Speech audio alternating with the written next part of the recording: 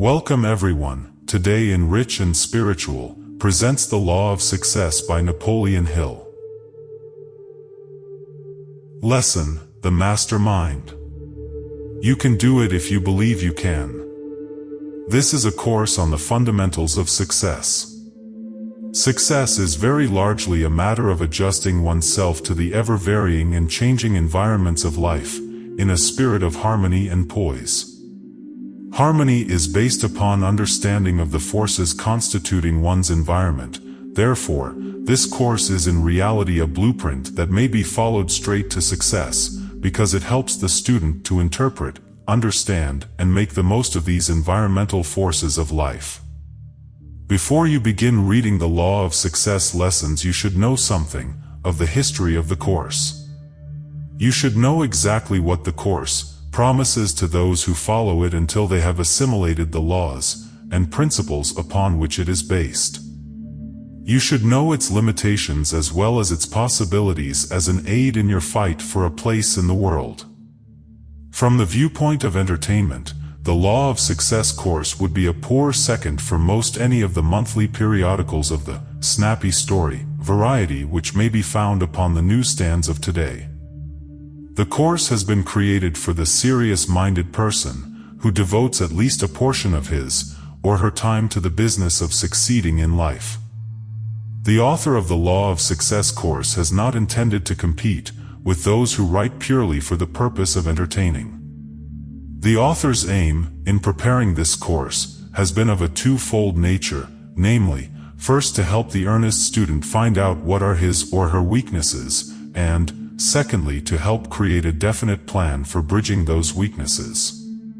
The most successful men and women on earth have had to correct certain weak spots in their personalities before they began to succeed.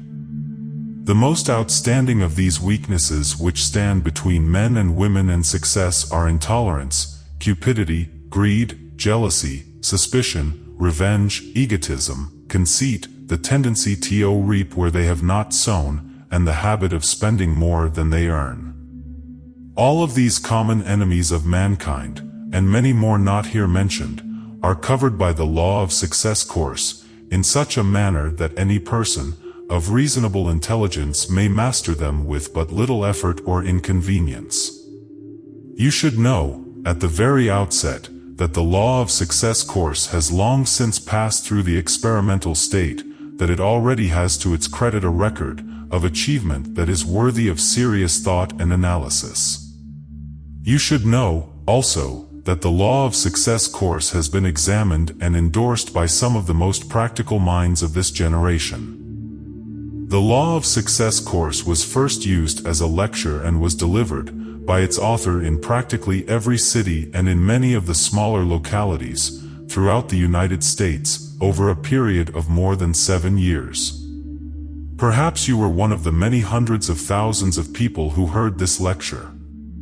During these lectures, the author had assistants located in the audiences for the purpose of interpreting the reaction of those who heard the lecture, and in this manner, he learned exactly what effect it had upon people. As a result of this study and analysis, many changes were made.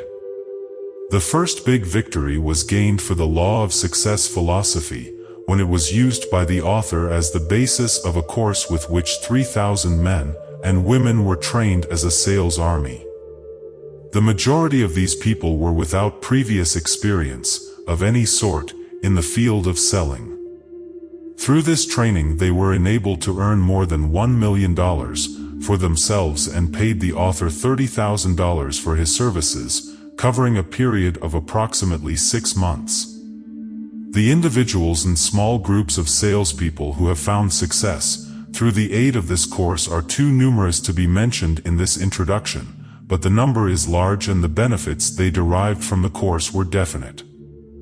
The Law of Success philosophy was brought to the attention of the late Don Mellett, former publisher of the Canton, Ohio, Daily News, who formed a partnership with the author of the course and was preparing to resign as publisher of the Canton Daily News and take up the business management of the author's affairs when he was assassinated on July 16, 1926.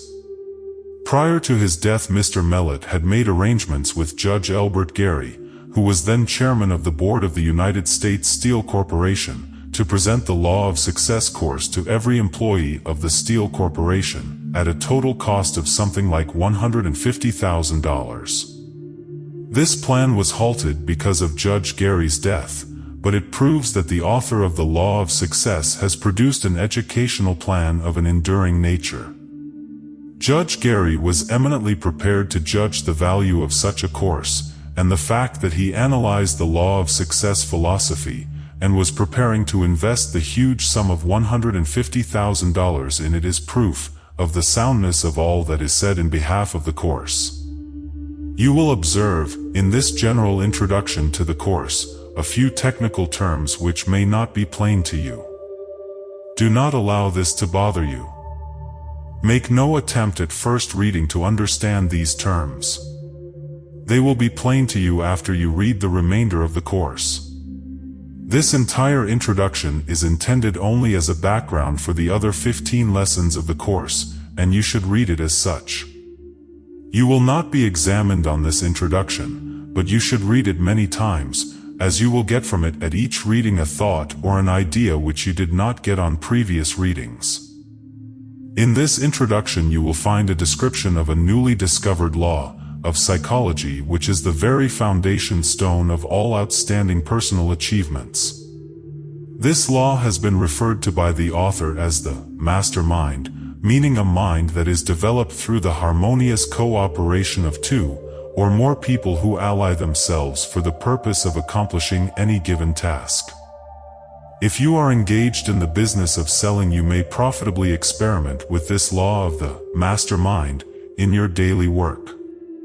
It has been found that a group of 6 or 7 salespeople may use the law so effectively that their sales may be increased to unbelievable proportions.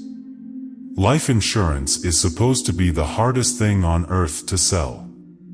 This ought not to be true with an established necessity such as life insurance, but it is.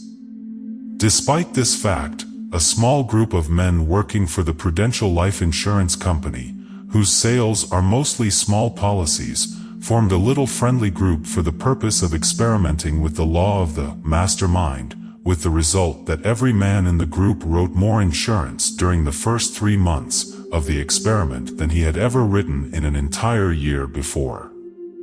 What may be accomplished through the aid of this principle by any small group of intelligent life insurance salesmen who have learned how to apply the law of the mastermind will stagger the imagination of the most highly optimistic and imaginative person.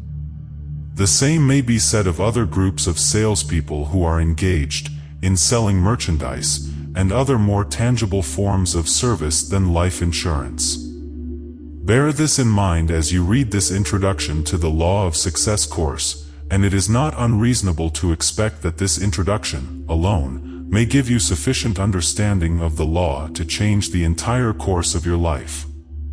No man has a chance to enjoy permanent success until he begins to look in a mirror for the real cause of all his mistakes. Napoleon Hill. It is the personalities back of a business which determine the measure of success the business will enjoy. Modify those personalities so they are more pleasing and more attractive to the patrons of the business, and the business will thrive. In any of the great cities of the United States one may purchase merchandise of similar nature and price in scores of stores, yet you will find there is always one outstanding store which does more business than any of the others, and the reason for this is that back of that store is a man, or men, who has attended to the personalities of those who come in contact with the public.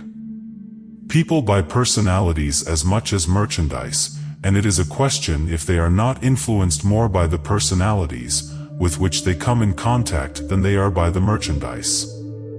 Life insurance has been reduced to such a scientific basis that the cost of insurance does not vary to any great extent, regardless of the company from which one purchases it.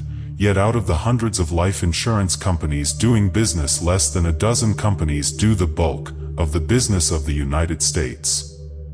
Why? Personalities.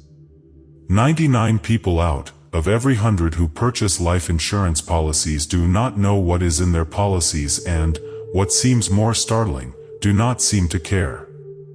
What they really purchase is the pleasing personality of some man or woman who knows the value of cultivating such a personality.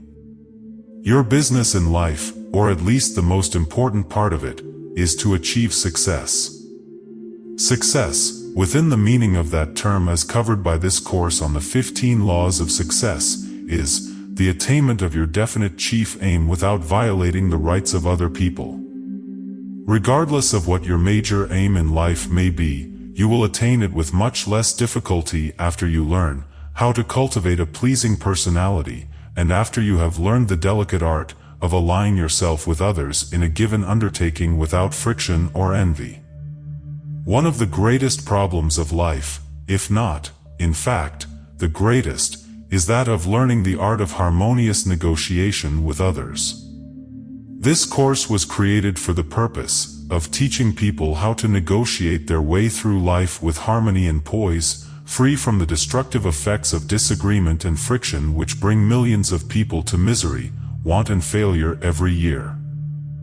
With this statement of the purpose of the course, you should be able to approach the lessons with the feeling that a complete transformation is about to take place in your personality. You cannot enjoy outstanding success in life without power, and you can never enjoy power without sufficient personality to influence other people to cooperate with you in a spirit of harmony. This course shows you step by step how to develop such a personality. Lesson by lesson, the following is a statement of that which you may expect to receive from the 15 laws of success. 1. A definite chief aim. We'll teach you how to save the wasted effort which the majority of people expend in trying to find their life work. This lesson will show you how to do away forever with aimlessness and fix your heart and hand upon some definite, well-conceived purpose as a life work. 2. Self-confidence. We'll help you master the 6 basic fears with which every person is cursed: the fear of poverty, the fear of ill health, the fear of old age, the fear of criticism, the fear of loss of love of someone, and the fear of death. It will teach you the difference between egotism and real self-confidence, which is based upon definite, usable knowledge. 3. Habit of saving. We'll teach you how to distribute your income systematically, so that a definite percentage of it will steadily accumulate, thus forming one of the greatest known sources of personal power. No one may succeed in life without saving money. There is no exception to this rule, and no one may escape it. 4. Initiative and leadership. We'll show you how to become a leader instead of a follower in your chosen field of endeavor. It will develop in you the instinct for leadership, which will cause you gradually to gravitate to the top in all undertakings in which you participate. 5. Imagination. We'll stimulate your mind so that you will conceive new ideas and develop new plans which will help you in attaining the object of your definite chief aim. This lesson will teach you how to build new houses out of old stones, so to speak. It will show you how to create new ideas out of old, well-known concepts, and how to put old ideas to new uses. This one lesson, alone, is the equivalent of a very practical course in salesmanship, and it is sure to prove a veritable gold mine of knowledge to the person who is in earnest. 6. Enthusiasm. Will enable you to saturate all with whom you come in contact with interest in you and in your ideas. Enthusiasm is the foundation of a pleasing personality, and you must have such a personality in order to influence others to cooperate with you. 7. Self-control is the balance wheel with which you control your enthusiasm and direct it where you wish it to carry you. This lesson will teach you, in a most practical manner, to become the master of your fate, the captain of your soul. 8. The habit of doing more than paid for is one of the most important lessons of the Law of Success course. It will teach you how to take advantage of the law of increasing returns, which will eventually ensure you a return in money far out of proportion to the service you render. No one may become a real leader in any walk of life without practicing the habit of doing more work and better work than that for which he is paid. 9. Pleasing personality is the fulcrum on which you must place the crowbar of your efforts, and when so placed, with intelligence, it will enable you to remove mountains of obstacles.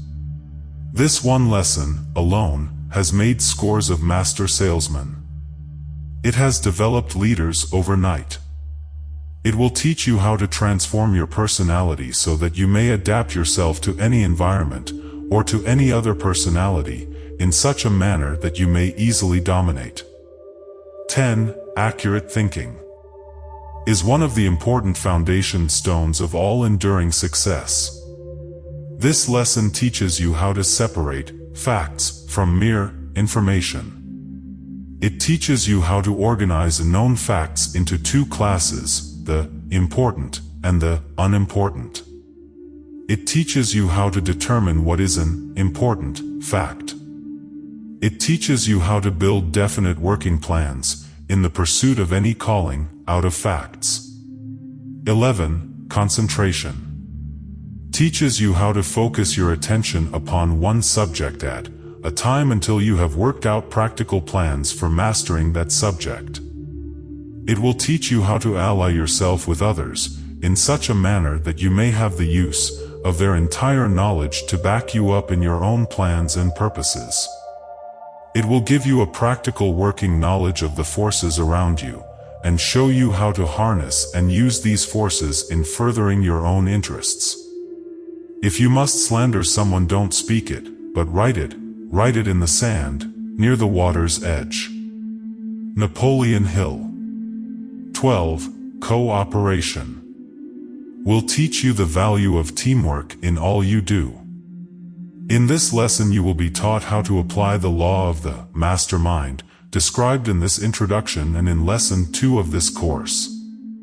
This lesson will show you how to coordinate your own efforts with those of others, in such a manner that friction, jealousy, strife, envy, and cupidity will be eliminated. You will learn how to make use of all that other people have learned about the work in which you are engaged. 13. Profiting by failure will teach you how to make stepping stones out of all of your past and future mistakes and failures. It will teach you the difference between failure and temporary defeat, a difference which is very great and very important.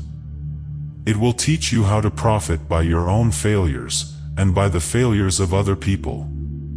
14. Tolerance will teach you how to avoid the disastrous effects of racial and religious prejudices which mean defeat for millions of people who permit themselves to become entangled in foolish argument over these subjects, thereby poisoning their own minds and closing the door to reason and investigation. This lesson is the twin sister of the one on accurate thought, for the reason that no one may become an accurate thinker without practicing tolerance. Intolerance closes the book of knowledge and writes on the cover, "Finus. I have learned it all." Intolerance makes enemies of those who should be friends. It destroys opportunity and fills the mind with doubt, mistrust, and prejudice. 15. Practicing the Golden Rule will teach you how to make use of this great universal law of human conduct in such a manner that you may easily get harmonious cooperation from any individual or group of individuals. Lack of understanding of the law upon which the Golden Rule philosophy is based is one of the major causes of failure of millions of people who remain in misery, poverty, and want all their lives.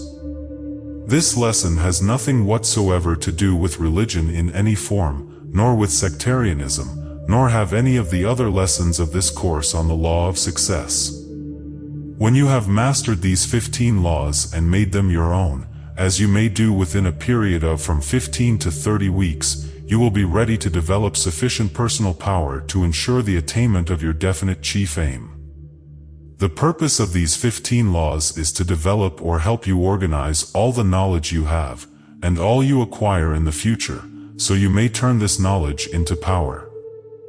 You should read the Law of Success course with a notebook by your side, for you will observe that ideas will begin to flash into your mind as you read, as to ways and means of using these laws in advancing your own interests.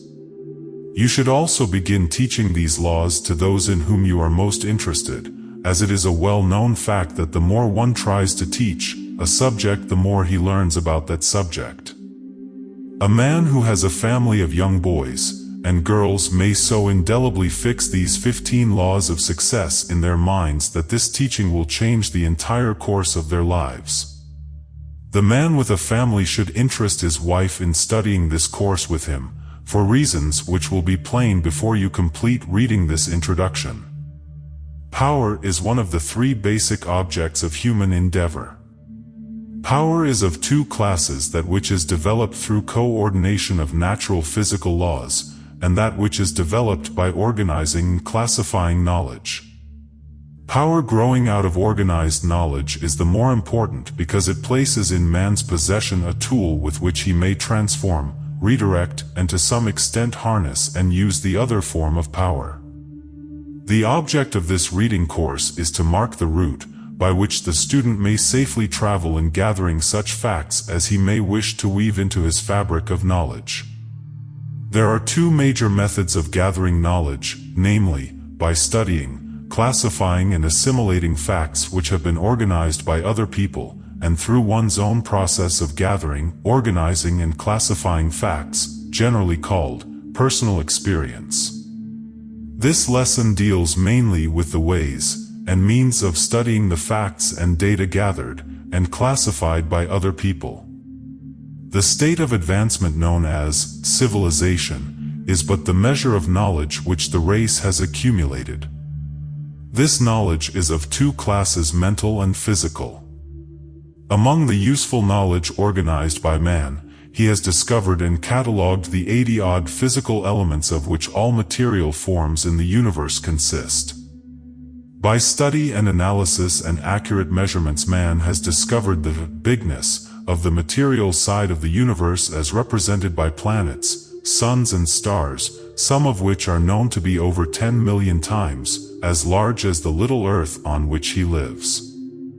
On the other hand, man has discovered the littleness of the physical forms which constitute the universe by reducing the 80-odd physical elements to molecules, atoms, and, finally, to the smallest particle, the electron. An electron cannot be seen, it is but a center of force consisting of a positive or a negative. The electron is the beginning of everything of a physical nature. Molecules, atoms and electrons.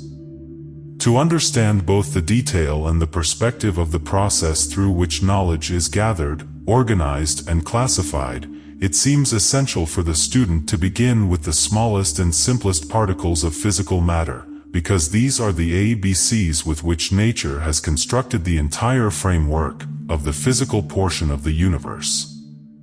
The molecule consists of atoms, which are said to be little invisible particles of matter revolving continuously with the speed of lightning, on exactly the same principle that the Earth revolves around the Sun.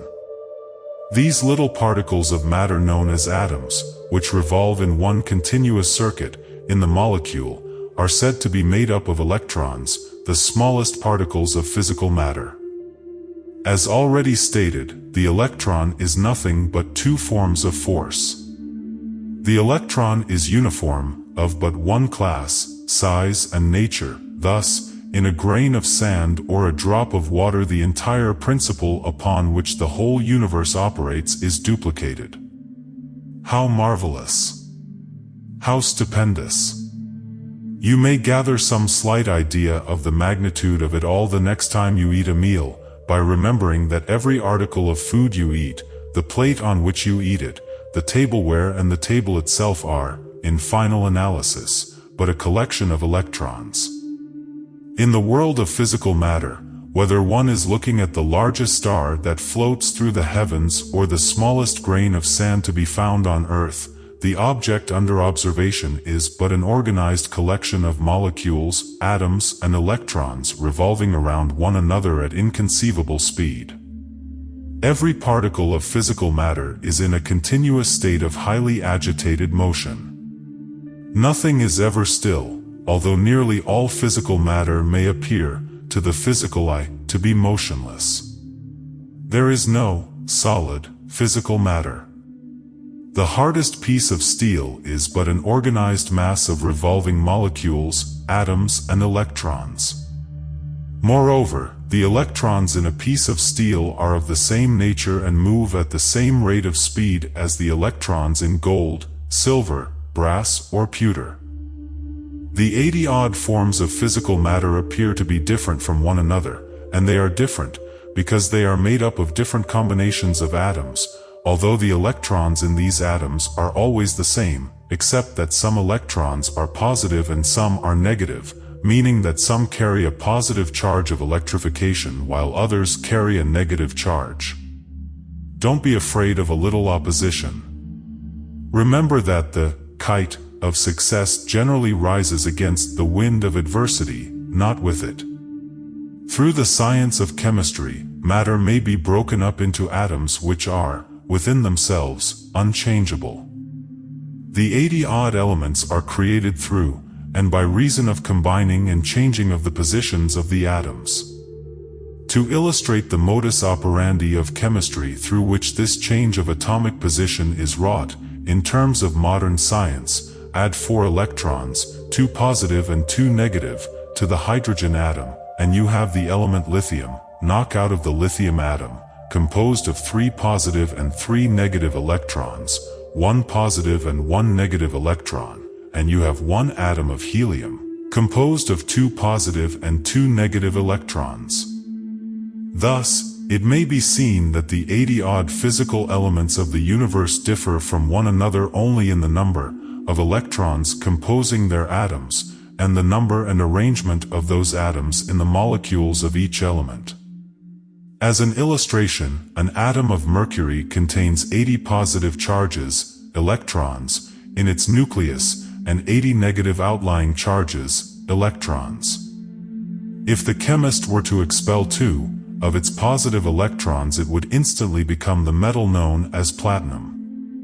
If the chemist could then go a step further and take from it a negative, planetary, electron, the mercury atom would then have lost 2 positive electrons and 1 negative, that is, 1 positive charge on the whole, hence it would retain 79 positive charges in the nucleus and 79 outlying negative electrons, thereby becoming gold.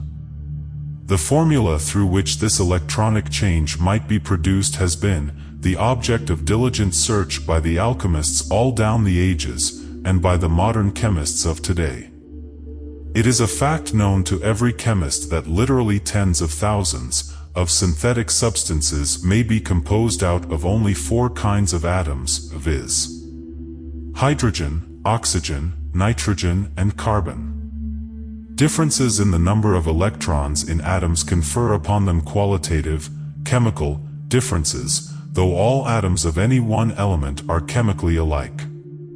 Differences in the number and spatial arrangement of these atoms, in groups of molecules, constitute both physical and chemical differences in substances, in compounds. Quite different substances are produced by combinations of precisely the same kinds of atoms, but in different proportions. Take from a molecule of certain substances one single atom, and they may be changed from a compound necessary to life and growth into a deadly poison. Phosphorus is an element, and thus contains but one kind of atoms, but some phosphorus is yellow, and some is red, varying with the spatial distribution of the atoms in the molecules composing the phosphorus. It may be stated as a literal truth that the atom is the universal particle with which nature builds all material forms, from a grain of sand to the largest star that floats through space. The atom is nature's building block, out of which she erects an oak tree or a pine, a rock of sandstone or granite, a mouse or an elephant. Some of the ablest thinkers have reasoned that the earth on which we live, and every material particle on the earth, began with two atoms which attached themselves to each other, and through hundreds of millions of years of flight through space, kept contacting and accumulating other atoms until, step by step, the earth was formed. This, they point out, would account for the various and differing strata of the earth's substances, such as the coal beds, the iron ore deposits, the gold and silver deposits, the copper deposits. They reason that, as the earth whirled through space, it contacted groups of various kinds of nebulae, or atoms, which it promptly appropriated, through the law of magnetic attraction. There is much to be seen, in the earth's surface composition, to support this theory, although there may be no positive evidence of its soundness. These facts concerning the smallest analyzable particles of matter have been briefly referred to as a starting point from which we shall undertake to ascertain how to develop and apply the law of power. It has been noticed that all matter is in a constant state of vibration or motion, that the molecule is made up of rapidly moving particles called atoms, which, in turn, are made up of rapidly moving particles called electrons. The vibrating fluid of matter, in every particle of matter there is an invisible, fluid, or force which causes the atoms to circle around one another at an inconceivable rate of speed. This, fluid, is a form of energy which has never been analyzed. Thus far it has baffled the entire scientific world. By many scientists it is believed to be the same energy as that which we call electricity. Others prefer to call it vibration. It is believed by some investigators that the rate of speed with which this force, call it whatever you will, moves determines to a large extent the nature of the outward visible appearance of the physical objects of the universe. One rate of vibration of this, fluid energy, causes what is known as sound.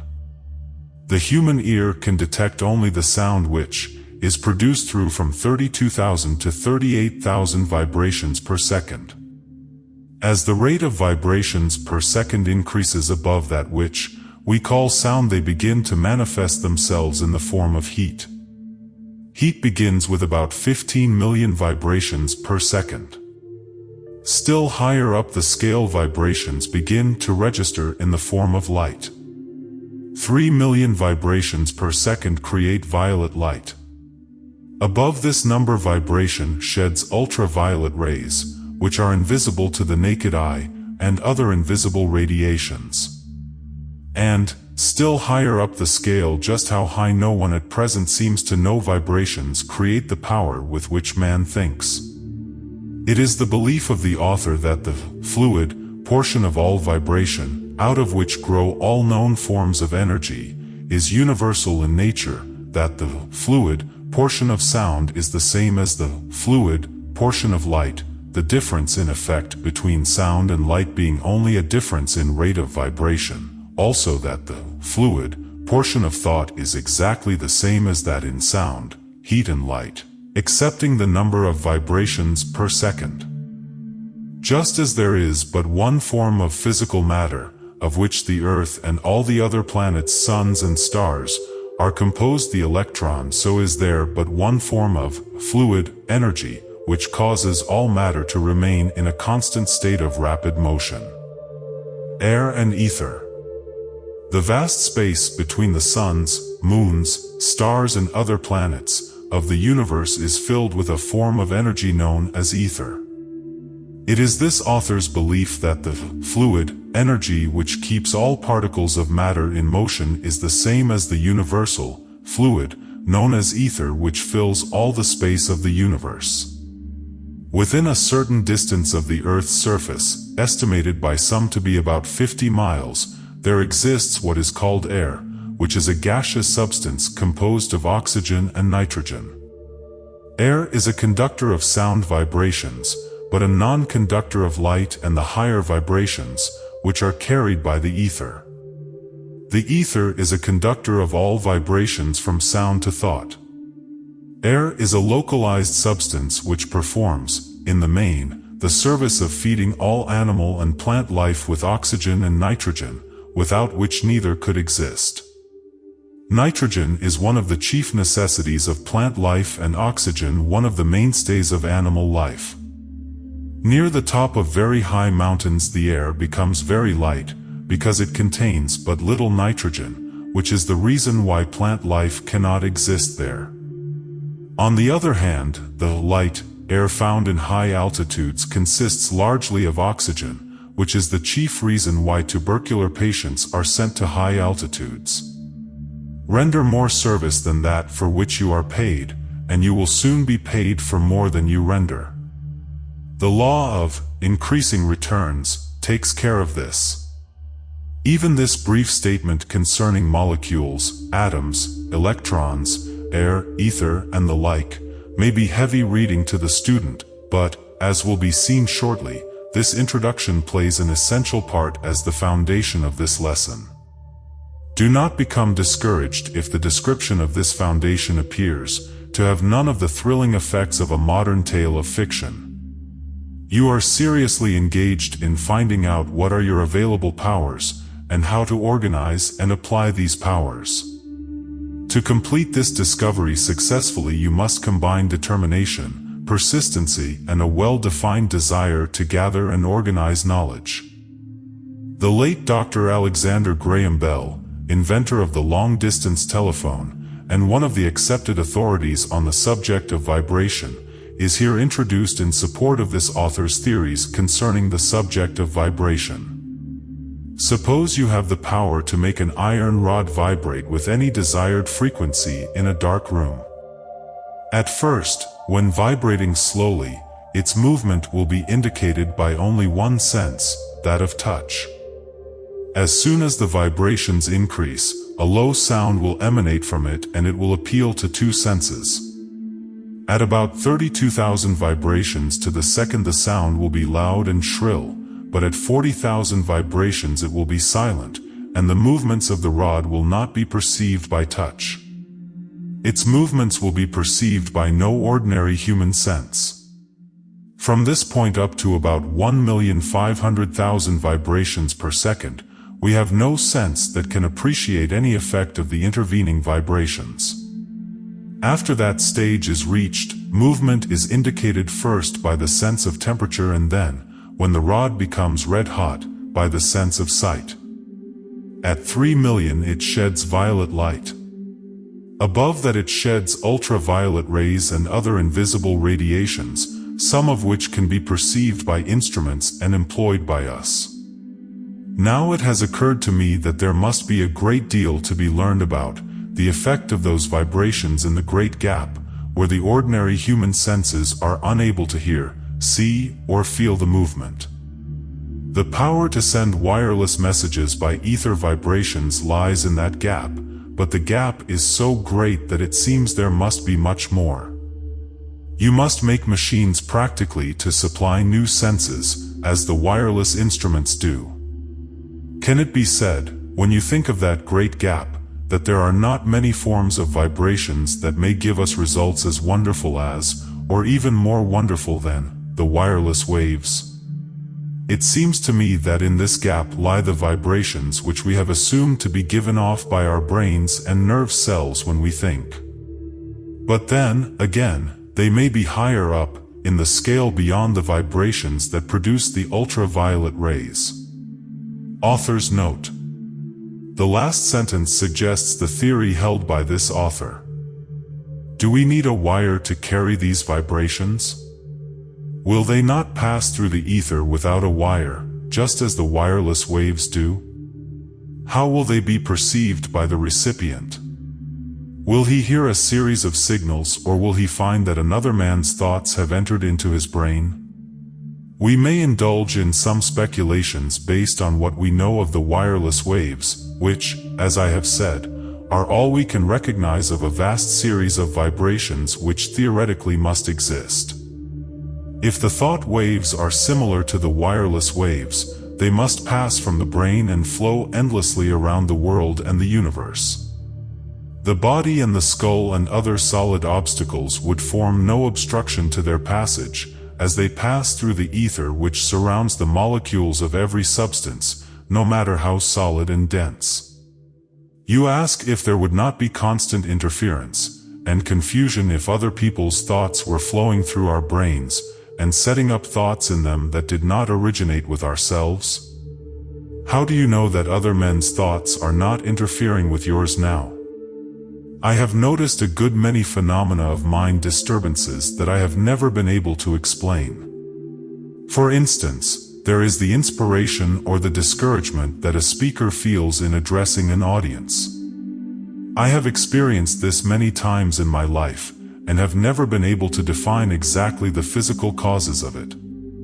Many recent scientific discoveries, in my opinion, point to a day not far distant perhaps, when men will read one another's thoughts, when thoughts will be conveyed directly from brain to brain without intervention of speech, writing or any of the present known methods of communication.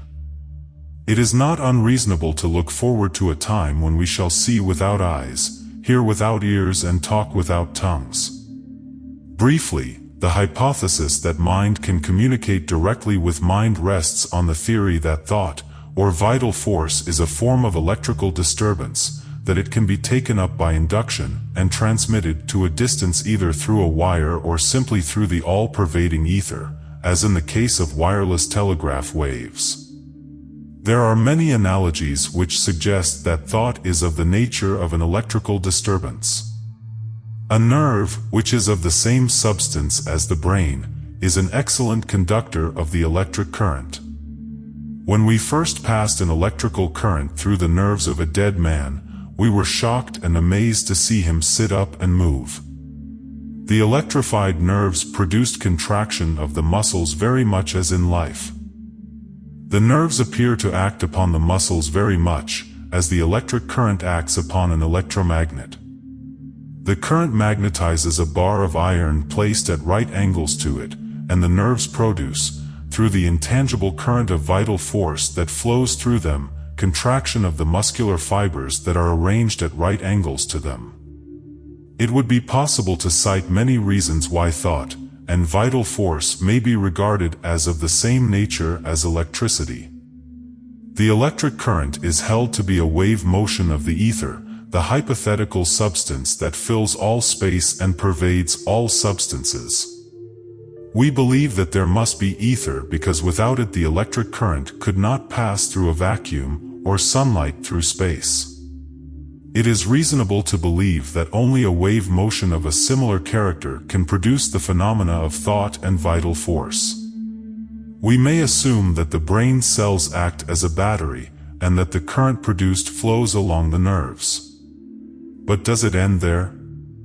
Does it not pass out of the body in waves which flow around the world unperceived by our senses, just as the wireless waves passed unperceived before Hertz and others discovered their existence? Every mind both a broadcasting and a receiving station. This author has proved, times too numerous to enumerate, to his own satisfaction at least, that every human brain is both a broadcasting and a receiving station for vibrations of thought frequency. If this theory should turn out to be a fact, and methods of reasonable control should be established, imagine the part it would play in the gathering, classifying and organizing of knowledge. The possibility, much less the probability, of such a reality, staggers the mind of man. Thomas Paine was one of the great minds of the American Revolutionary period. To him more, perhaps, than to any other one person, we owe both the beginning and the happy ending of the Revolution, for it was his keen mind that both helped in drawing up the Declaration of Independence, and in persuading the signers of that document to translate it into terms of reality. In speaking of the source of his great storehouse of knowledge, Paine thus described it. Any person, who has made observations on the state of progress of the human mind, by observing his own, cannot but have observed that there are two distinct classes of what are called thoughts, those that we produce in ourselves by reflection and the act of thinking, and those that bolt into the mind of their own accord. I have always made it a rule to treat these voluntary visitors with civility, taking care to examine, as well as I was able, if they were worth entertaining, and it is from them I have acquired almost all the knowledge that I have. As to the learning that any person gains from school education, it serves only like a small capital, to put him in the way of beginning learning for himself afterwards. Every person of learning is finally his own teacher, the reason for which is, that principles cannot be impressed upon the memory, their place of mental residence is the understanding, and they are never so lasting as when they begin by conception. Every failure is a blessing in disguise, providing it teaches some needed lesson one could not have learned without it. Most so-called failures are only temporary defeats. In the foregoing words, Paine, the great American patriot and philosopher, described an experience which at one time or another is the experience of every person. Who is there so unfortunate as not to have received positive evidence that thoughts, and even complete ideas will pop into the mind from outside sources? What means of conveyance is there for such visitors except the ether? Ether fills the boundless space of the universe. It is the medium of conveyance for all known forms of vibration such as sound, light, and heat. Why should it not be, also, the medium of conveyance of the vibration of thought? Every mind, or brain, is directly connected with every other brain by means of the ether. Every thought released by any brain may be instantly picked up and interpreted by all other brains that are en rapport with the sending brain. This author is as sure of this fact as he is that the chemical formula H20 will produce water. Imagine, if you can, what a part this principle plays in every walk of life. Nor is the probability of ether being a conveyor of thought, from mind to mind, the most astounding of its performances. It is the belief of this author that every thought vibration released by any brain is picked up by the ether, and kept in motion in circuitous wavelengths corresponding in length to the intensity of the energy used in their release, that these vibrations remain in motion forever, that they are one of the two sources from which thoughts which pop into one's mind emanate, the other source being direct and immediate contact through the ether with the brain releasing the thought vibration. Thus, it will be seen that if this theory is a fact, the boundless space of the whole universe is now, and will continue to become literally a mental library wherein may be found all the thoughts released by mankind. The author is here laying the foundation for one of the most important hypotheses, enumerated in the lesson Self-Confidence, a fact which the student should keep in mind as he approaches that lesson. This is a lesson on organized knowledge. Most of the useful knowledge to which the human race has become heir has been preserved and accurately recorded in nature's Bible. By turning back the pages of this unalterable Bible, man has read the story of the terrific struggle through and out of which the present civilization has grown. The pages of this Bible are made up of the physical elements of which this earth and the other planets consist, and of the ether which fills all space. By turning back the pages written on stone, and covered near the surface of this earth on which he lives, man has uncovered the bones, skeletons, footprints and other unmistakable evidence of the history of animal life on this earth, planted there for his enlightenment and guidance by the hand of Mother Nature throughout unbelievable periods of time. The evidence is plain and unmistakable. The great stone pages of nature's Bible found on this earth, and the endless pages of that Bible represented by the ether wherein all past human thought has been recorded, constitute an authentic source of communication between the Creator and man.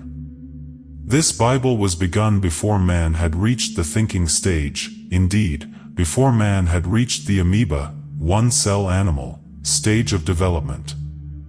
This Bible is above and beyond the power of man to alter. Moreover, it tells its story not in the ancient dead languages, or hieroglyphics of half-savage races, but in universal language which all who have eyes may read. Nature's Bible, from which we have derived all the knowledge that is worth knowing, is one that no man may alter or in any manner tamper with. The most marvelous discovery yet made by man is that of the recently discovered radio principle, which operates through the aid of ether, an important portion of nature's Bible.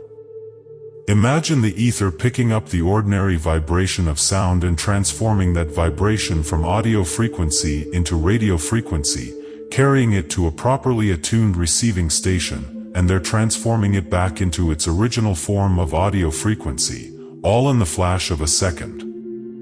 It should surprise no one that such a force could gather up the vibration of thought and keep that vibration in motion forever.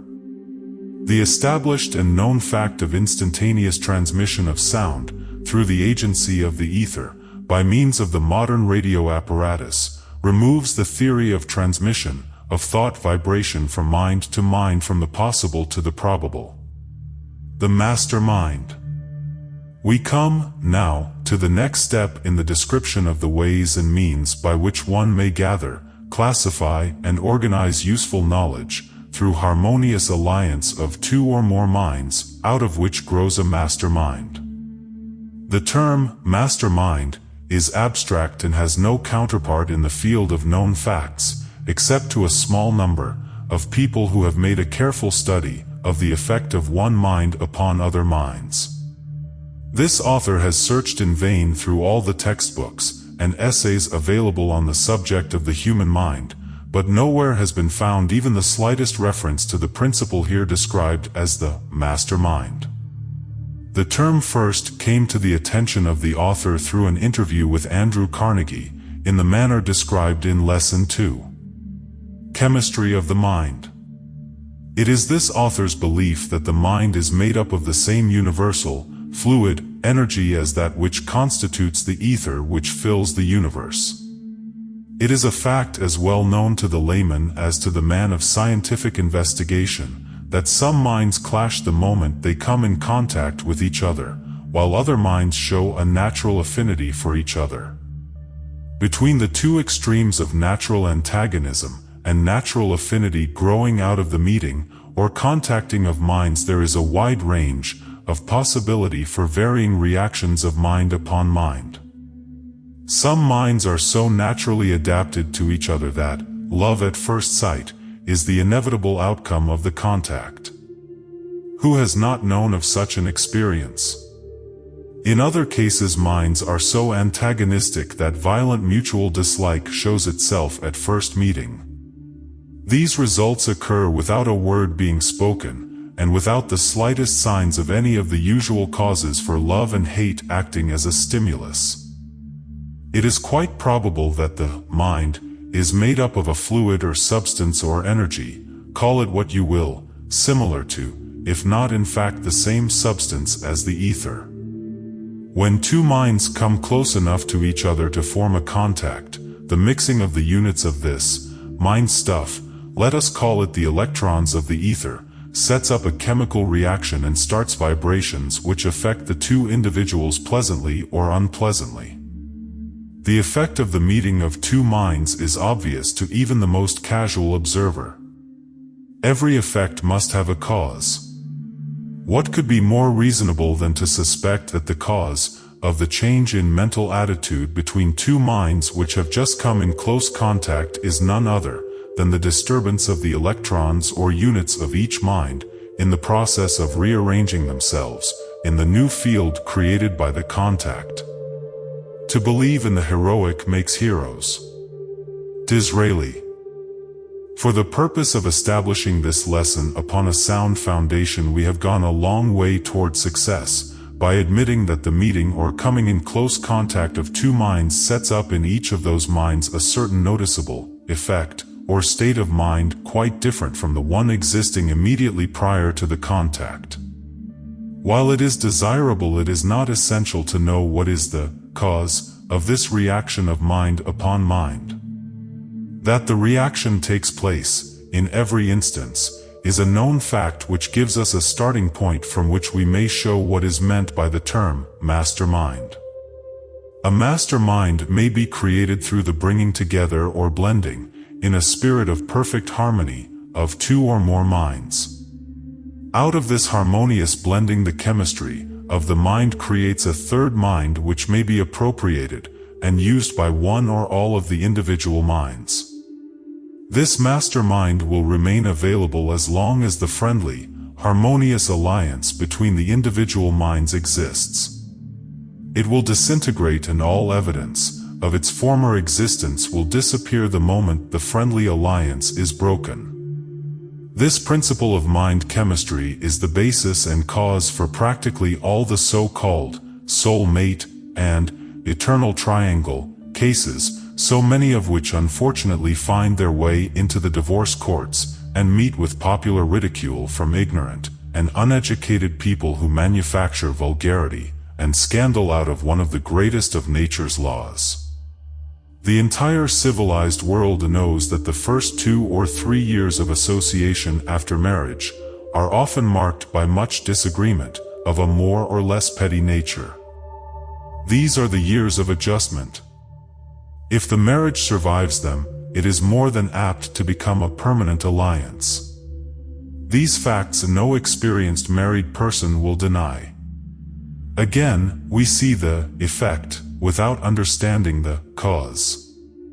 While there are other contributing causes, yet, in the main, lack of harmony during these early years of marriage is due to the slowness of the chemistry of the minds in blending harmoniously.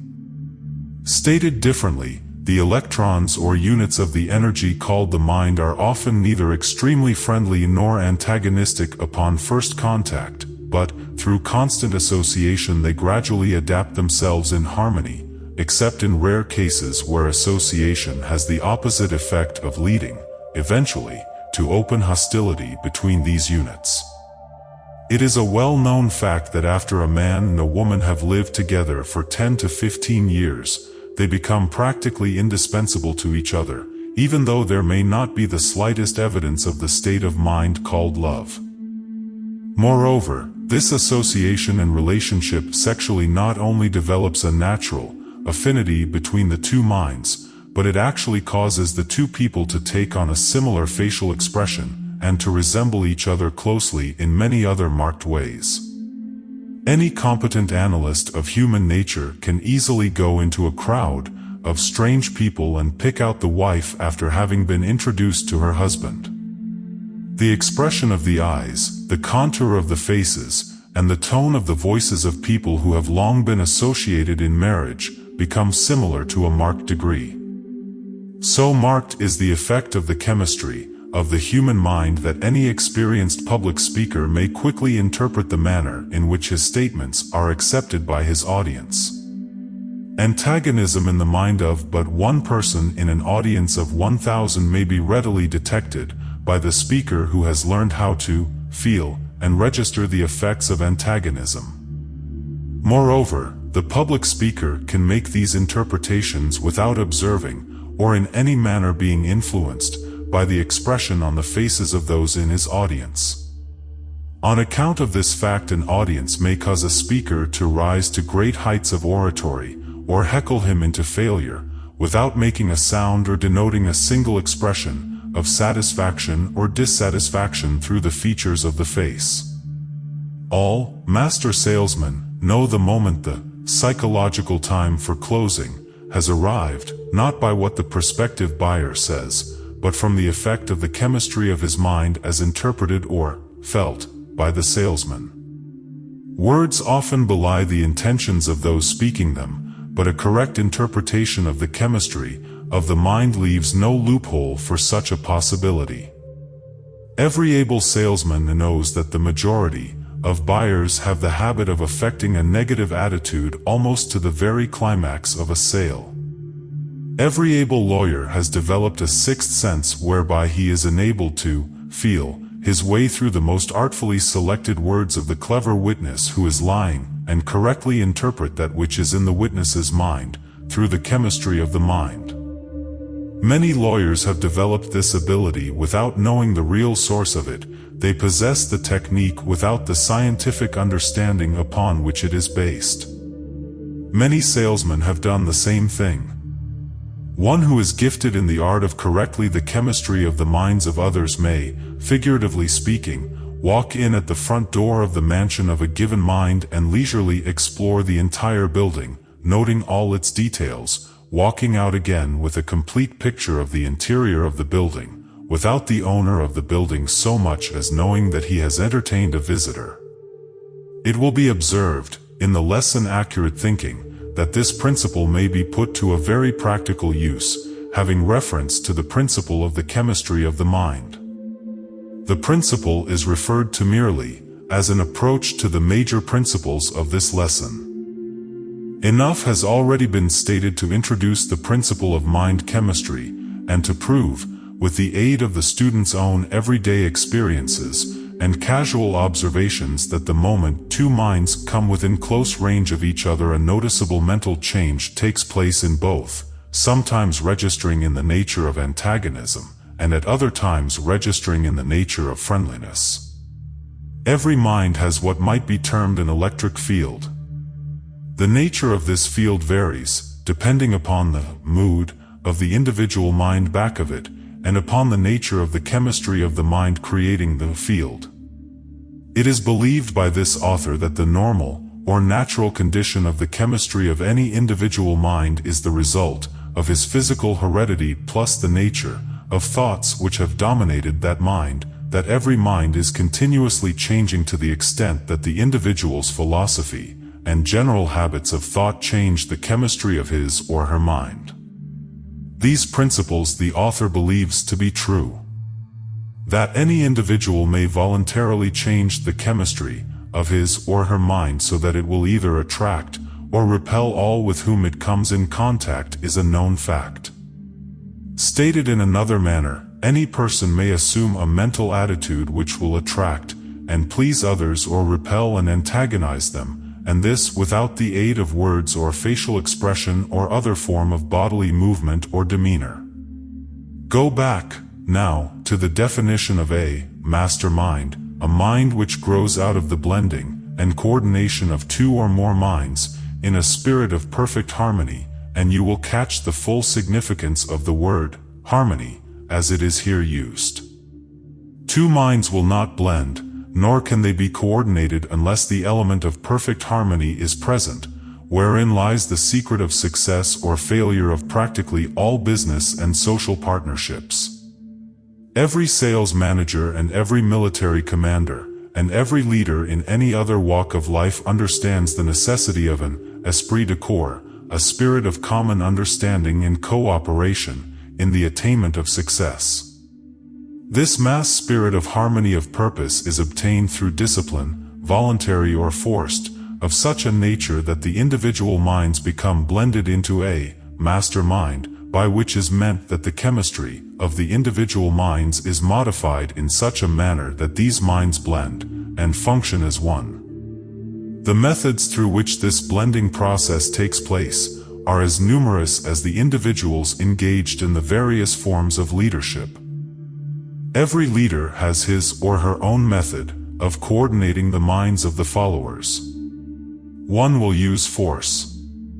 Another uses persuasion. One will play upon the fear of penalties while another plays upon rewards, in order to reduce the individual minds of a given group of people to where they may be blended into a mass mind. The student will not have to search deeply into history of statesmanship, politics, business or finance, to discover the technique employed by the leaders in these fields in the process of blending the minds of individuals into a mass mind. If you do not believe in cooperation, look what happens to a wagon that loses a wheel. The really great leaders of the world, however, have been provided by nature with a combination of mind chemistry favorable as a nucleus of attraction for other minds. Napoleon was a notable example of a man possessing the magnetic type of mind which had a very decided tendency to attract all minds with which it came in contact. Soldiers followed Napoleon to certain death without flinching, because of the impelling or attracting nature of his personality, and that personality was nothing more nor less than the chemistry of his mind. No group of minds can be blended into a mastermind if one of the individuals of that group possesses one of these extremely negative, repellent minds. The negative and positive minds will not blend in the sense here described as a mastermind. Lack of knowledge of this fact has brought many an otherwise able leader to defeat. Any able leader who understands this principle of mind chemistry may temporarily blend the minds of practically any group of people so that it will represent a mass mind, but the composition will disintegrate almost the very moment the leader's presence is removed from the group. The most successful life insurance sales organizations and other sales forces meet once a week or more often for the purpose of what? For the purpose of merging the individual minds into a mastermind which will, for a limited number of days, serve as a stimulus to the individual minds. It may be, and generally is, true that the leaders of these groups do not understand what actually takes place in these meetings, which are usually called pep meetings. The routine of such meetings is usually given over to talks by the leader and other members of the group, and occasionally from someone outside of the group. Meanwhile, the minds of the individuals are contacting and recharging one another. The brain of a human being may be compared to an electric battery in that it will become exhausted or run down, causing the owner of it to feel despondent, discouraged, and lacking in pep. Who is so fortunate as never to have had such a feeling? The human brain, when in this depleted condition, must be recharged, and the manner in which this is done is through contact with a more vital mind or minds. The great leaders understand the necessity of this recharging process, and, moreover, they understand how to accomplish this result. This knowledge is the main feature which distinguishes a leader from a follower. Fortunate is the person who understands this principle sufficiently well to keep his or her brain vitalized or recharged by periodically contacting it with a more vital mind. Sexual contact is one of the most effective of the stimuli through which a mind may be recharged, providing the contact is intelligently made between man and woman who have genuine affection for each other. Any other sort of sexual relationship is a devitalizer of the mind. Any competent practitioner of psychotherapeutics can recharge a brain within a few minutes. Before passing away from the brief reference made to sexual contact as a means of revitalizing a depleted mind, it seems appropriate to call attention to the fact that all of the great leaders, in whatever walks of life they have arisen, have been and are people of highly sexed natures. The word sex is not an indecent word. You'll find it in all the dictionaries. There is a growing tendency upon the part of the best informed physicians and other health practitioners to accept the theory that all diseases begin when the brain of the individual is in a depleted or devitalized state. Stated in another way, it is a known fact that a person who has a perfectly vitalized brain is practically, if not entirely, immune from all manner of disease. Every intelligent health practitioner, of whatever school or type, knows that nature, or the mind, cures disease in every instance where a cure is effected.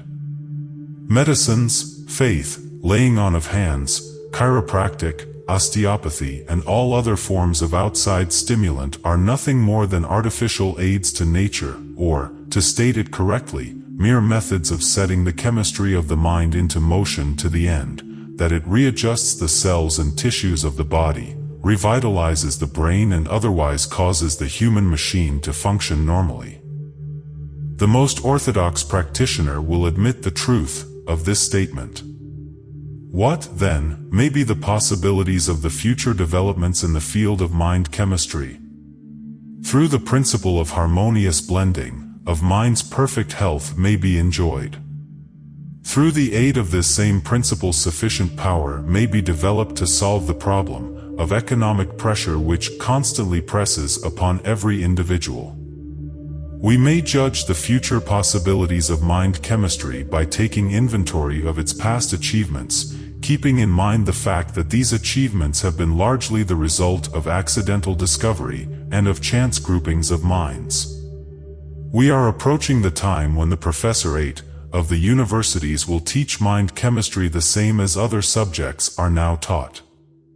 Meanwhile, study and experimentation in connection with this subject open vistas of possibility for the individual student. Mind chemistry and economic power. That mind chemistry may be appropriately applied to the workaday affairs of the economic and commercial world is a demonstrable fact. Through the blending of two or more minds, in a spirit of perfect harmony, the principle of mind chemistry may be made to develop sufficient power to enable the individuals whose minds have been thus blended to perform seemingly superhuman feats. Power is the force with which man achieves success in any undertaking. Power, in unlimited quantities, may be enjoyed by any group of men, or men and women, who possess the wisdom with which to submerge their own personalities and their own immediate individual interests, through the blending of their minds in a spirit of perfect harmony. Observe, profitably, the frequency with which the word, harmony, appears throughout this introduction. There can be no development of a mastermind, where this element of perfect harmony does not exist. The individual units of the mind will not blend with the individual units of another mind until the two minds have been aroused and warmed, as it were, with a spirit of perfect harmony of purpose. The moment two minds begin to take divergent roads of interest, the individual units of each mind separate, and the third element, known as a mastermind, which grew out of the friendly or harmonious alliance, will disintegrate.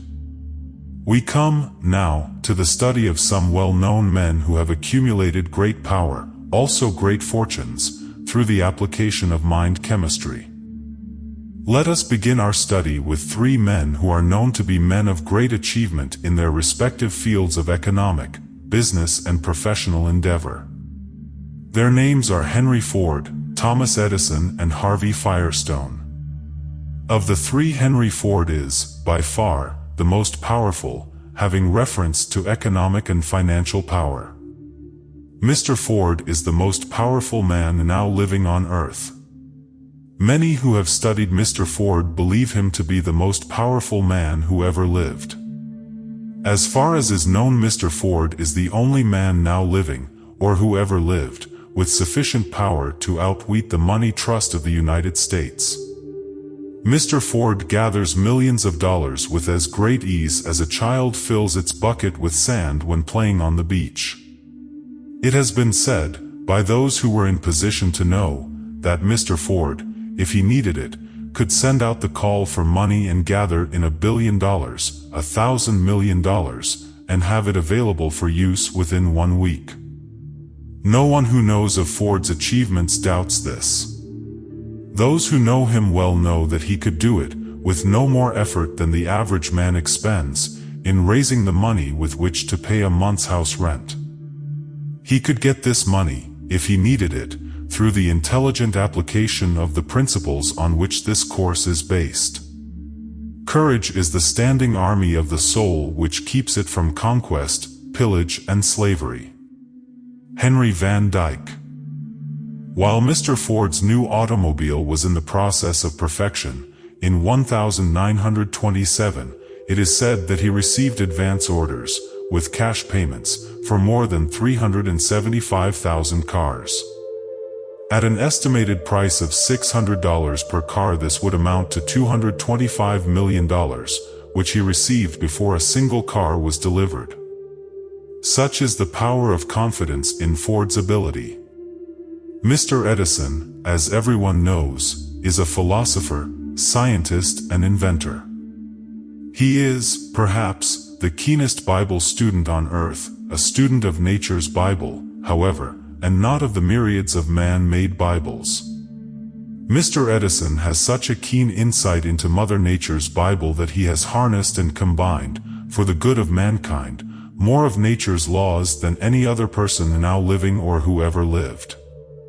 It was he who brought together the point of a needle and a piece of revolving wax, in such a way that the vibration of the human voice may be recorded and reproduced through the modern talking machine.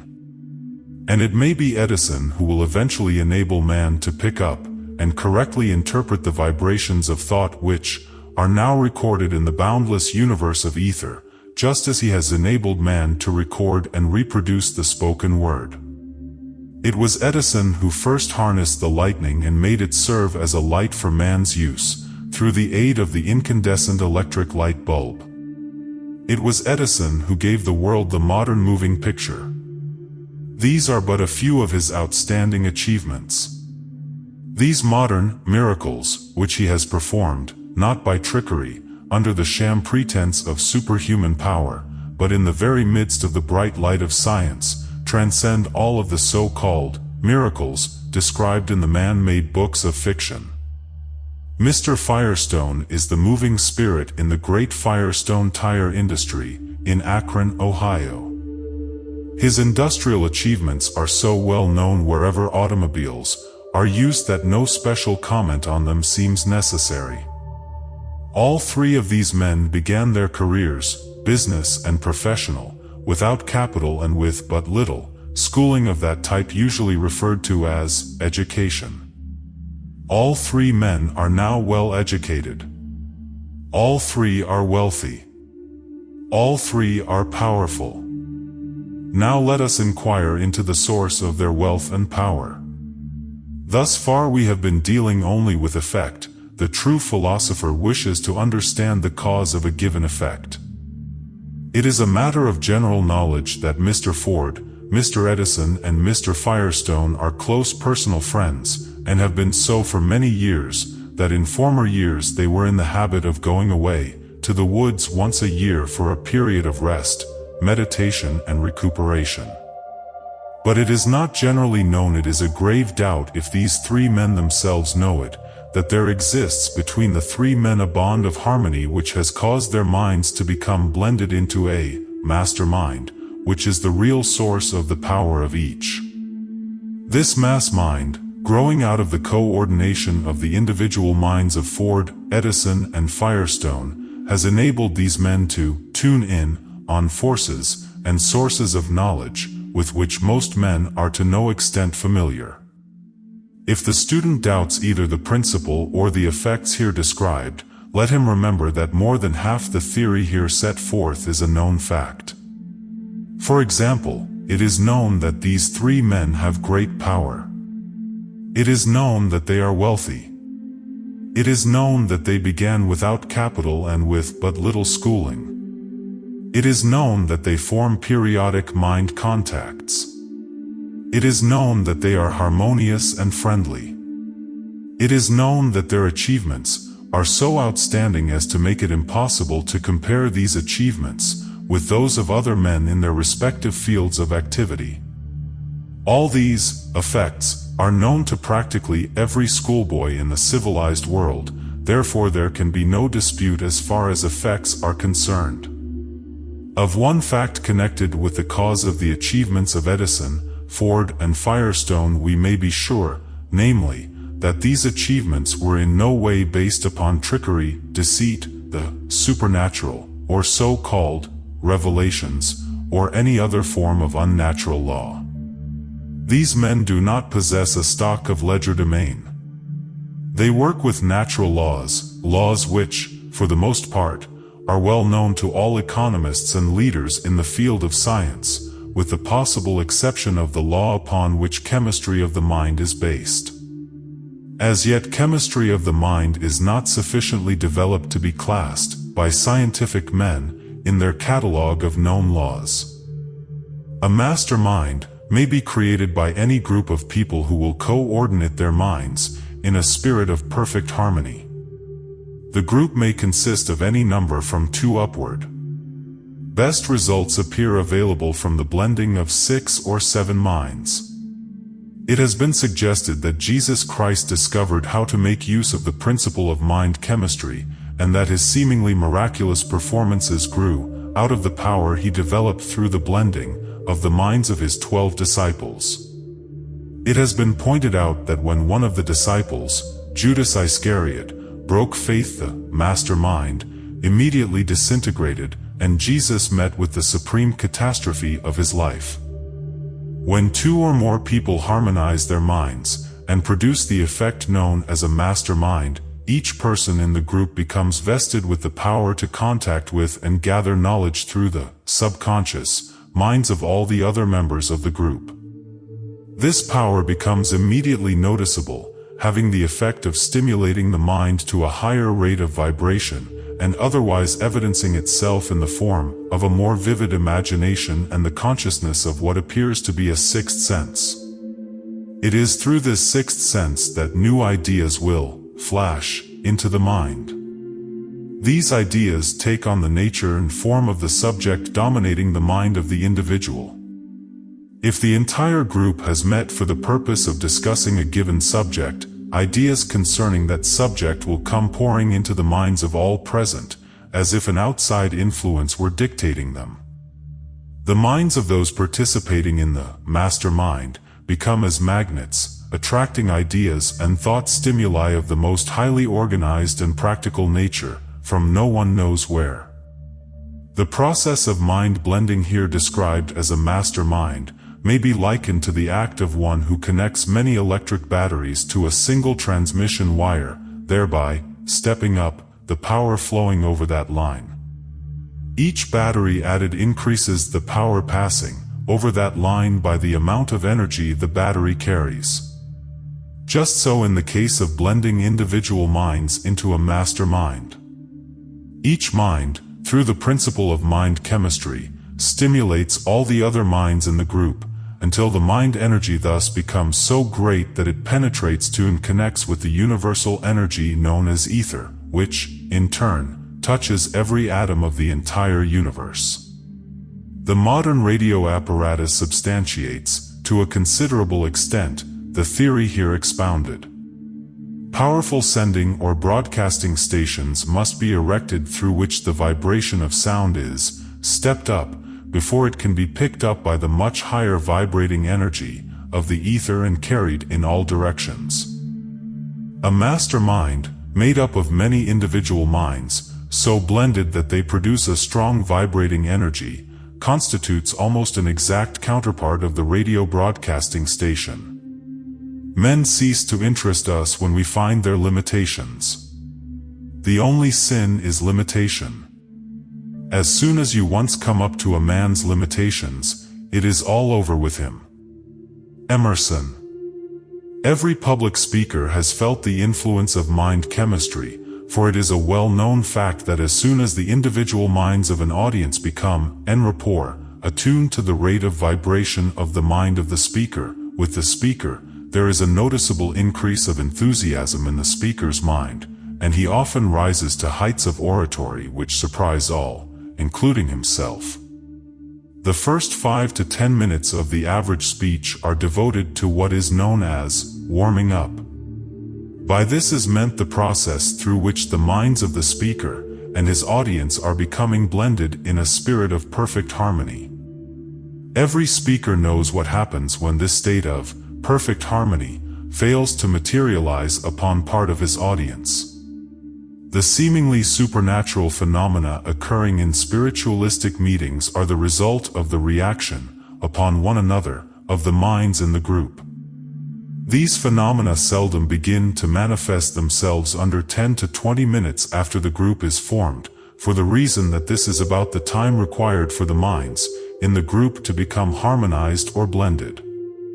The messages received by members of a spiritualistic group probably come from one of two sources, or from both, namely, first, from the vast storehouse of the subconscious mind of some member of the group, or second, from the universal storehouse of the ether, in which, it is more than probable, all thought vibration is preserved.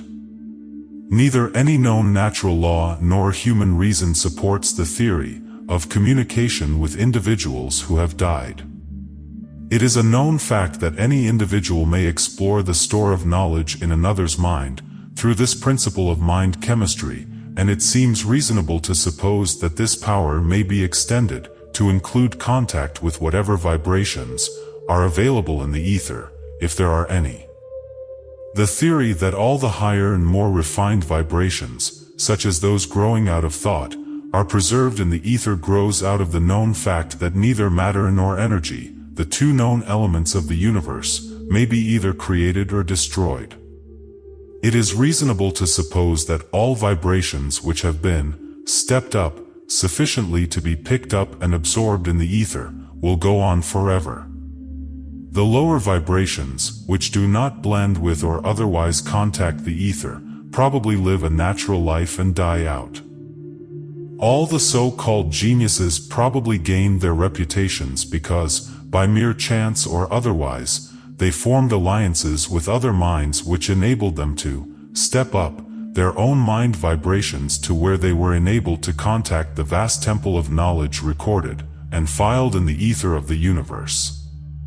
All of the great geniuses, as far as this author has been enabled to gather the facts, were highly sexed people. The fact that sexual contact is the greatest known mind stimulant lends color to the theory herein described. Inquiring further into the source of economic power, as manifested by the achievements of men in the field of business, let us study the case of the Chicago group known as the Big Six, consisting of Wrigley, who owns the chewing gum business bearing his name, and whose individual income is said to be more than $15 million a year; John Thompson, who operates the chain of lunchrooms bearing his name; Mr. Lasker, who owns the Lord and Thomas Advertising Agency; Mr. McCullough, who owns the Parmalee Express Company, the largest transfer business in America; and Mr. Ritchie and Mr. Hertz, who own the yellow taxicab business. A reliable financial reporting company has estimated the yearly income of these six men at upwards of $25 million, or an average of more than $4 million a year per man. Analysis of the entire group of six men discloses the fact that not one of them had any special educational advantages, that all began without capital or extensive credit, that their financial achievement has been due to their own individual plans, and not to any fortunate turn of the wheel of chance. Many years ago, these six men formed a friendly alliance, meeting at stated periods for the purpose of assisting one another with ideas and suggestions in their various and sundry lines of business endeavor. With the exception of Hertz and Ritchie, none of the six men were in any manner associated in a legal partnership. These meetings were strictly for the purpose of co-operating on the give-and-take basis, of assisting one another with ideas and suggestions, and occasionally by endorsing notes and other securities, to assist some member of the group who had met with an emergency making such help necessary. It is said that each of the individuals belonging to this Big Six group is a millionaire many times over. As a rule, there is nothing worthy of special comment on behalf of a man who does nothing more than accumulate a few $1 million. However, there is something connected with the financial success of this particular group of men that is well worth comment, study, analysis, and even emulation, and that something is the fact that they have learned how to coordinate their individual minds by blending them in a spirit of perfect harmony, thereby creating a mastermind that unlocks, to each individual of the group, doors which are closed to most of the human race. The United States Steel Corporation is one of the strongest and most powerful industrial organizations in the world. The idea out of which this great industrial giant grew was born in the mind of Elbert Gary, a more or less commonplace small-town lawyer who was born and reared in a small Illinois town near Chicago. Mr. Gary surrounded himself with a group of men whose minds he successfully blended in a spirit of perfect harmony, thereby creating the mastermind, which is the moving spirit of the great United States Steel Corporation. Search where you will, wherever you find an outstanding success in business, finance, industry, or in any of the professions, you may be sure that back of the success is some individual who has applied the principle of mind chemistry, out of which a mastermind has been created. These outstanding successes often appear to be the handiwork of but one person, but search closely, and the other individuals whose minds have been coordinated with his own may be found. Remember that two or more persons may operate the principle of mind chemistry so as to create a mastermind. Power, manpower, is organized knowledge, expressed through intelligent efforts. No effort can be said to be organized unless the individuals engaged in the effort coordinate their knowledge and energy in a spirit of perfect harmony. Lack of such harmonious coordination of effort is the main cause of practically every business failure. An interesting experiment was conducted by this author in collaboration with the students of a well-known college. Each student was requested to write an essay on how and why Henry Ford became wealthy. Each student was required to describe, as a part of his or her essay, what was believed to be the nature of Ford's real assets, of what these assets consisted in detail. The majority of the students gathered financial statements and inventories of the Ford assets, and used these as the basis of their estimates of Ford's wealth. Included in these sources of Ford's wealth were such as cash in banks, raw and finished materials in stock, real estate and buildings, goodwill estimated at from 10 to 25% of the value of the material assets. You cannot become a power in your community nor achieve enduring success in any worthy undertaking until you become big enough to blame yourself for your own mistakes and reverses. One student out of the entire group of several hundred answered as follows: Henry Ford's assets consist, in the main, of two items, viz. 1. Working capital and raw and finished materials.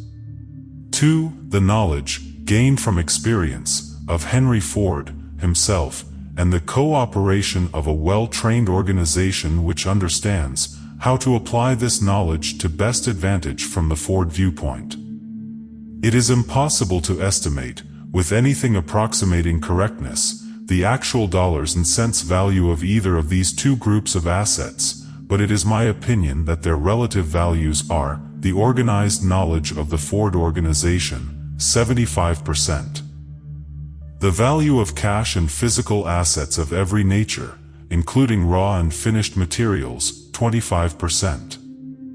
This author is of the opinion that this statement was not compiled by the young man whose name was signed to it, without the assistance of some very analytical and experienced mind or minds. Unquestionably, the biggest asset that Henry Ford has is his own brain. Next to this would come the brains of his immediate circle of associates, for it has been through coordination of these that the physical assets which he controls were accumulated. Destroy every plant the Ford Motor Company owns, every piece of machinery, every atom of raw or finished material, every finished automobile, and every dollar on deposit in any bank, and Ford would still be the most powerful man, economically, on earth. The brains which have built the Ford business could duplicate it again in short order. Capital is always available, in unlimited quantities, to such brains as Ford's. Ford is the most powerful man on earth, economically, because he has the keenest and most practical conception of the principle of organized knowledge of any man on earth, as far as this author has the means of knowing. Despite Ford's great power and financial success, it may be that he has blundered often in the application of the principles through which he accumulated this power. There is but little doubt that Ford's methods of mind coordination have often been crude. They must needs have been in the earlier days of this experience, before he gained the wisdom of application that would naturally go with maturity of years. Neither can there be much doubt that Ford's application of the principle of mind chemistry was, at least at the start, the result of a chance alliance with other minds, particularly the mind of Edison. It is more than probable that Mr. Ford's remarkable insight into the laws of nature was first begun as the result of his friendly alliance with his own wife long before he ever met either Mr. Edison or Mr. Firestone. Many a man who never knows the real source of his success is made by his wife, through application of the mastermind principle. Mrs. Ford is a most remarkably intelligent woman, and this author has reason to believe that it was her mind, blended with Mr. Ford's, which gave him his first real start toward power. It may be mentioned, without in any way depriving Ford of any honor or glory, that in his earlier days of experience he had to combat the powerful enemies of illiteracy and ignorance to a greater extent than did either Edison or Firestone, both of whom were gifted by natural heredity with a most fortunate aptitude for acquiring and applying knowledge. Ford had to hew this talent out of the rough, raw timbers of his hereditary estate. Within an inconceivably short period of time Ford has mastered 3 of the most stubborn enemies of mankind, and transformed them into assets constituting the very foundation of his success. These enemies are ignorance, illiteracy, and poverty. Any man who can stay the hand of these 3 savage forces, much less harness and use them to good account, is well worth close study by the less fortunate individuals. This is an age of industrial power in which we are living. The source of all this power is organized effort. Not only has the management of industrial enterprises efficiently organized individual workers, but, in many instances, mergers of industry have been effected in such a manner and to the end that these combinations, as in the case of the United States Steel Corporation, for example, have accumulated practically unlimited power. One may hardly glance at the news of a day's events without seeing a report of some business, industrial or financial merger, bringing under one management enormous resources, and thus creating great power. One day it is a group of banks, another day it is a chain of railroads, the next day it is a combination of steel plants, all merging for the purpose of developing power through highly organized and coordinated effort. Knowledge, general in nature and unorganized, is not power, it is only potential power, the material out of which real power may be developed. Any modern library contains an unorganized record of all the knowledge of value to which the present stage of civilization is heir, but this knowledge is not power because it is not organized. Every form of energy in every species of animal or plant life, to survive, must be organized. The oversized animals whose bones have filled nature's boneyard through extinction have left mute, but certain evidence that non-organization means annihilation. From the electron, the smallest particle of matter, to the largest star in the universe, these and every material thing in between these 2 extremes offer proof positive that one of nature's first laws is that of organization. Fortunate is the individual who recognizes the importance of this law, and makes it his business to familiarize himself with the various ways in which the law may be applied to advantage. The astute businessman has not only recognized the importance of the law of organized effort, but he has made this law the warp and the woof of his power. Without any knowledge whatsoever of the principle of mind chemistry, or that such a principle exists, many men have accumulated great power by merely organizing the knowledge they possessed.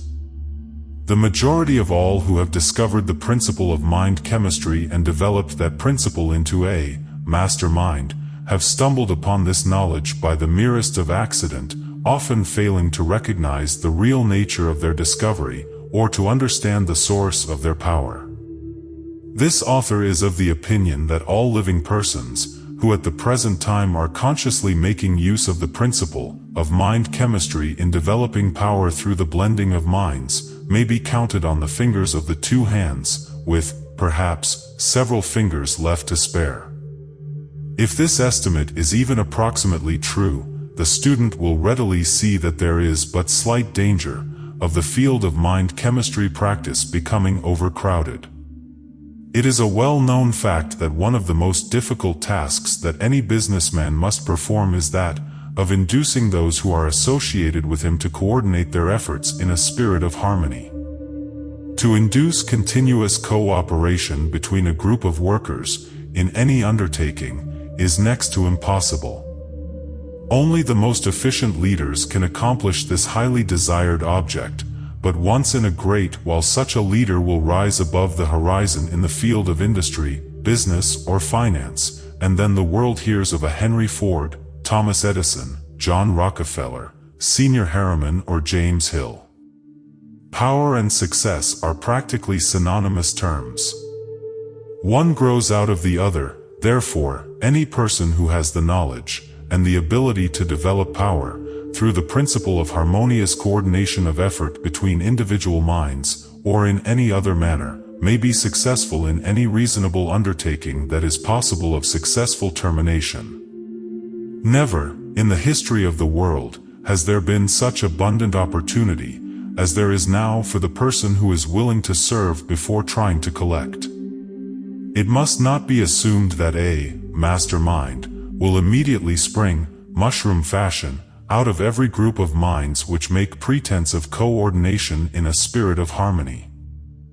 Harmony, in the real sense of meaning of the word, is as rare among groups of people as is genuine Christianity among those who proclaim themselves Christians.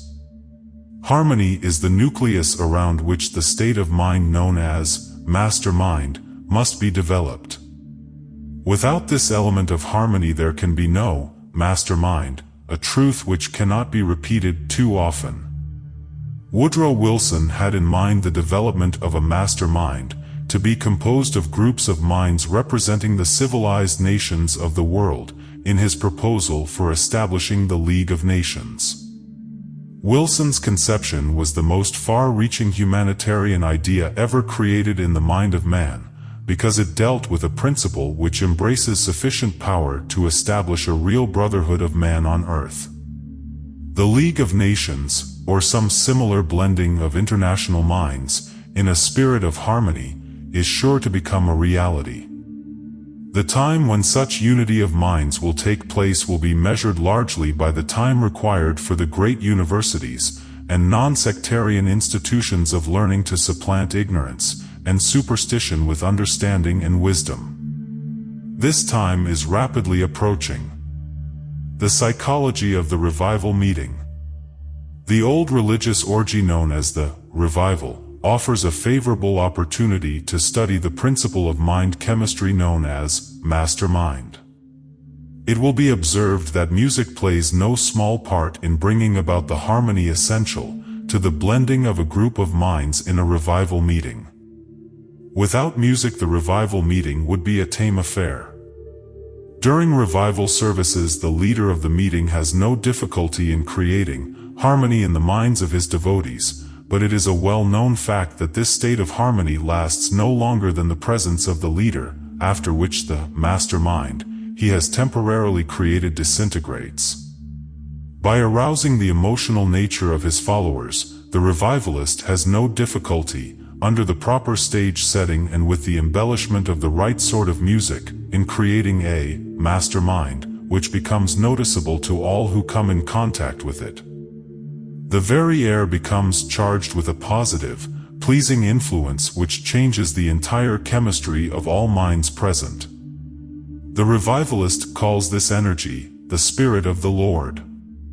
This author, through experiments conducted with a group of scientific investigators and laymen, who were unaware of the nature of the experiment, has created the same state of mind and the same positive atmosphere without calling it the Spirit of the Lord. On many occasions this author has witnessed the creation of the same positive atmosphere in a group of men and women engaged in the business of salesmanship, without calling it the Spirit of the Lord. The author helped conduct a school of salesmanship for Harrison Parker, founder of the Cooperative Society of Chicago, and, by the use of the same principle of mind chemistry which the revivalist calls the Spirit of the Lord, so transformed the nature of a group of 3,000 men and women, all of whom were without former sales experience. that they sold more than $10 million worth of securities in less than 9 months and earned more than $1 million for themselves. It was found that the average person who joined this school would reach the zenith of his or her selling power within 1 week, after which it was necessary to revitalize the individual's brain through a group sales meeting. These sales meetings were conducted on very much the same order as are the modern revival meetings of the religionist, with much the same stage equipment, including music and high-powered speakers who exhorted the salespeople in very much the same manner as does the modern religious revivalist.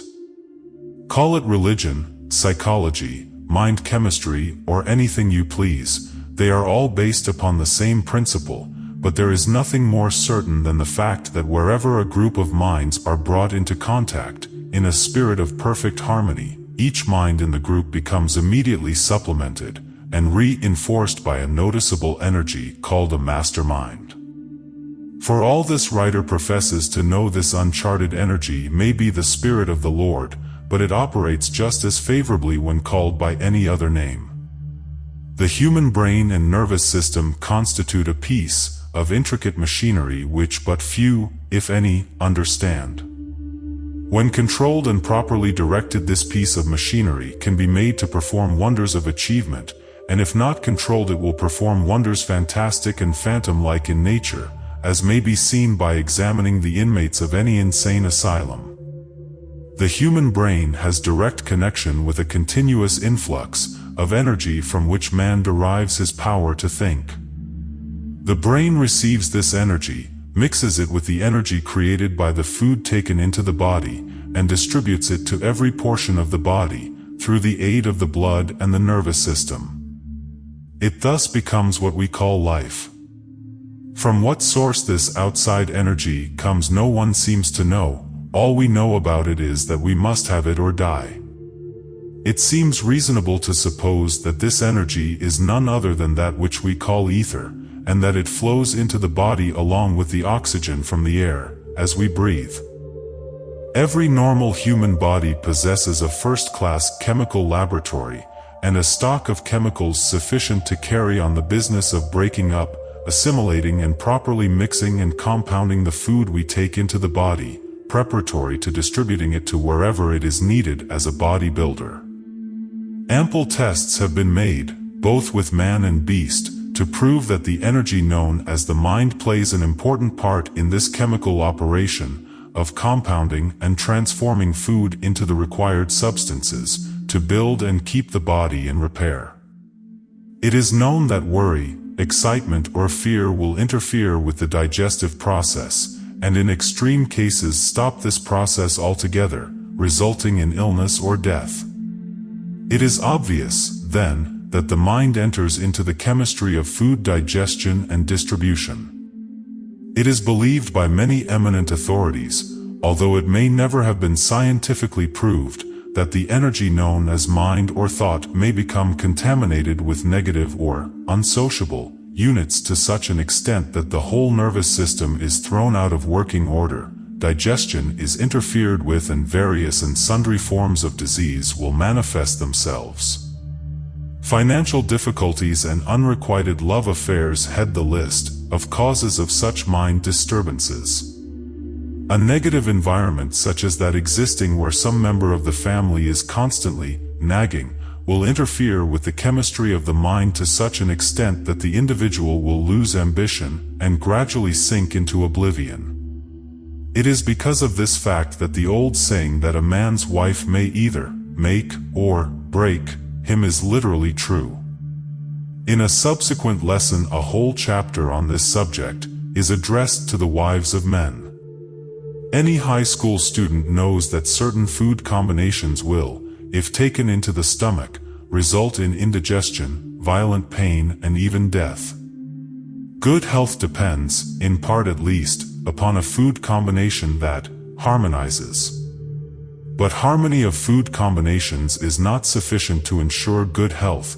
There must be harmony, also, between the units of energy known as the mind.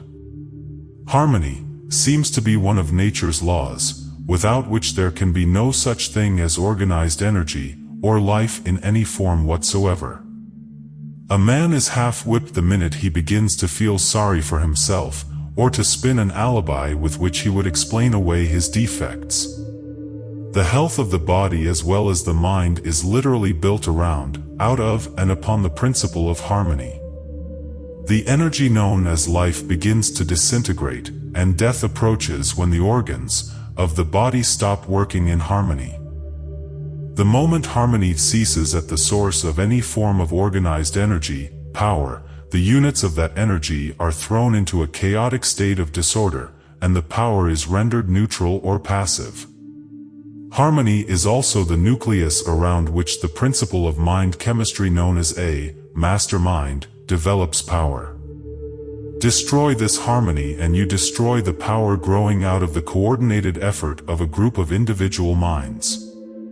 This truth has been stated, restated and presented in every manner which the author could conceive, with unending repetition, for the reason that unless the student grasps this principle, and learns to apply it, this lesson is useless.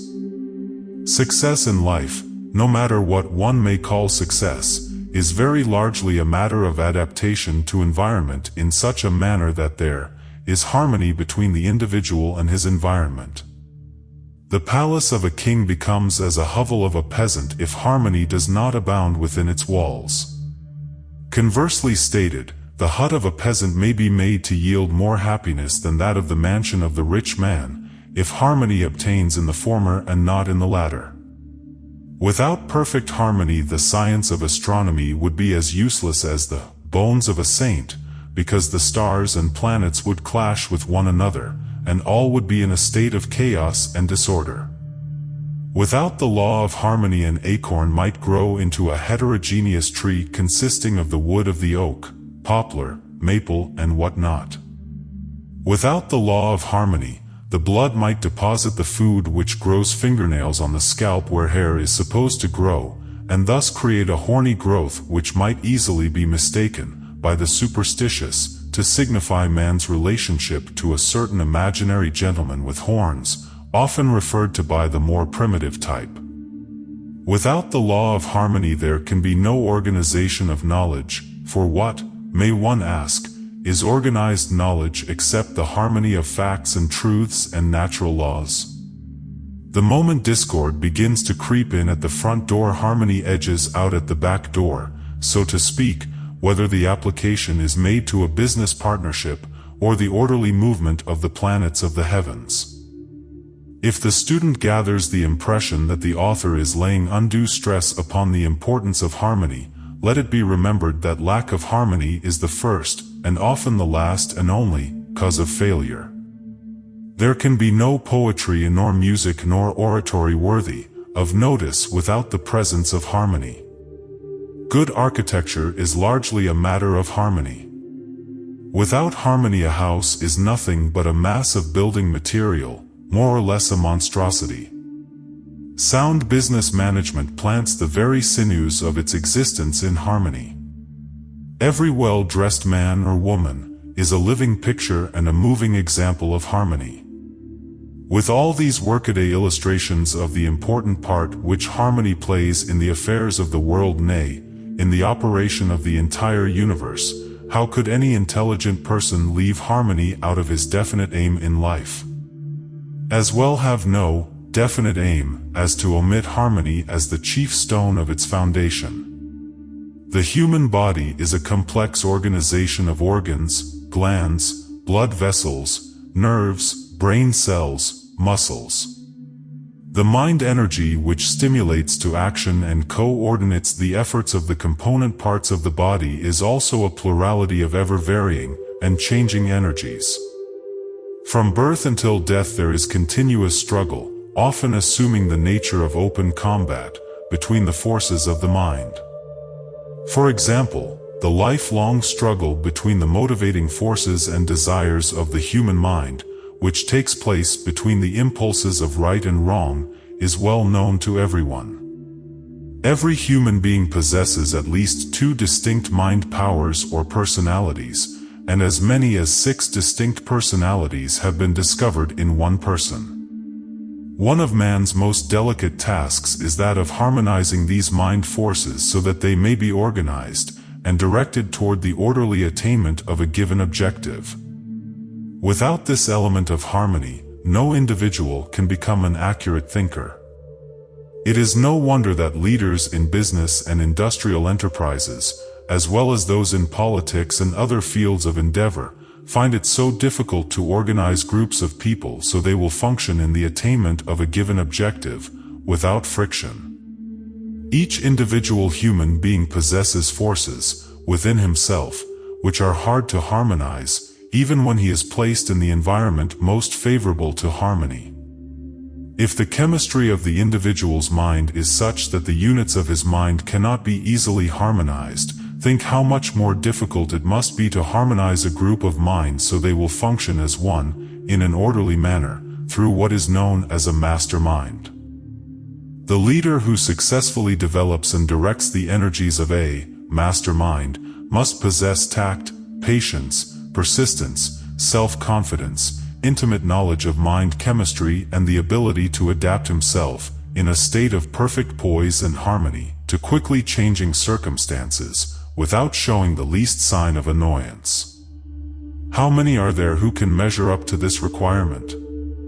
The successful leader must possess the ability to change the color of his mind, chameleon-like, to fit every circumstance that arises in connection with the object of his leadership. Moreover, he must possess the ability to change from one mood to another without showing the slightest signs of anger or lack of self-control. The successful leader must understand the 15 laws of success, and be able to put into practice any combination of these 15 laws whenever occasion demands. Without this ability no leader can be powerful, and without power no leader can long endure. The meaning of education. There has long been a general misconception of the meaning of the word educate. The dictionaries have not aided in the elimination of this misunderstanding, because they have defined the word educate as an act of imparting knowledge. The word educate has its roots in the Latin word educo, which means to develop from within, to educe, to draw out, to grow through the law of use. Nature hates idleness in all its forms. She gives continuous life only to those elements which are in use. Tie up an arm or any other portion of the body, taking it out of use, and the idle part will soon atrophy and become lifeless. Reverse the order, give an arm more than normal use, such as that engaged in by the blacksmith who wields a heavy hammer all day long, and that arm, developed from within, grows strong. Power grows out of organized knowledge, but mind you, it grows out of it, through application and use. A man may become a walking encyclopedia of knowledge without possessing any power of value. This knowledge becomes power only to the extent that it is organized, classified, and put into action. Some of the best educated men the world has known possessed much less general knowledge than some who have been known as fools, the difference between the two being that the former put what knowledge they possessed into use while the latter made no such application.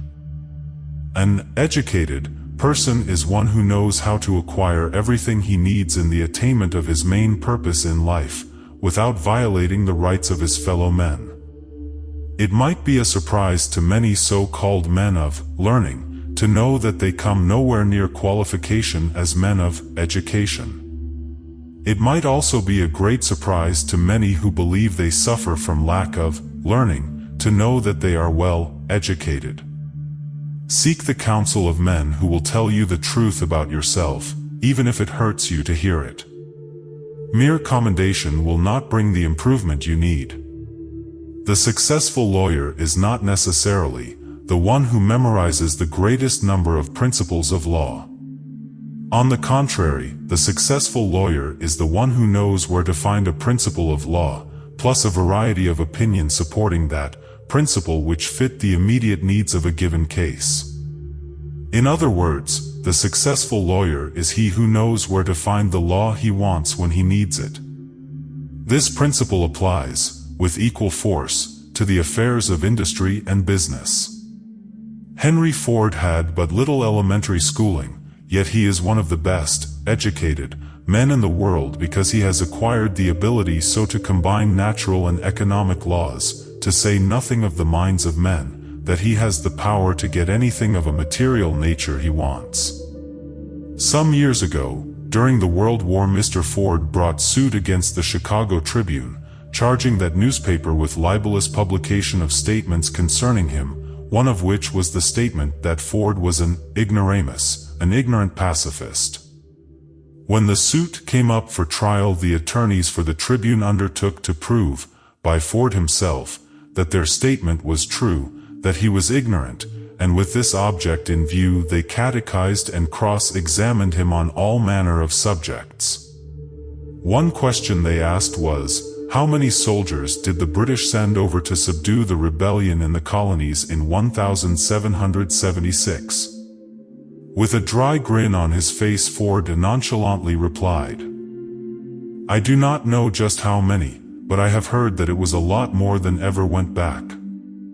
Loud laughter from court, jury, courtroom spectators, and even from the frustrated lawyer who had asked the question. This line of interrogation was continued for an hour or more, Ford keeping perfectly calm the meanwhile. Finally, however, he had permitted the smart aleck lawyers to play with him until he was tired of it, and in reply to a question which was particularly obnoxious and insulting, Ford straightened himself up, pointed his finger at the questioning lawyer and replied, If I should really wish to answer the foolish question you have just asked, or any of the others you have been asking, let me remind you that I have a row of electric push buttons hanging over my desk, and by placing my finger on the right button, I could call in men who could give me the correct answer to all the questions you have asked, and to many that you have not the intelligence either to ask or answer.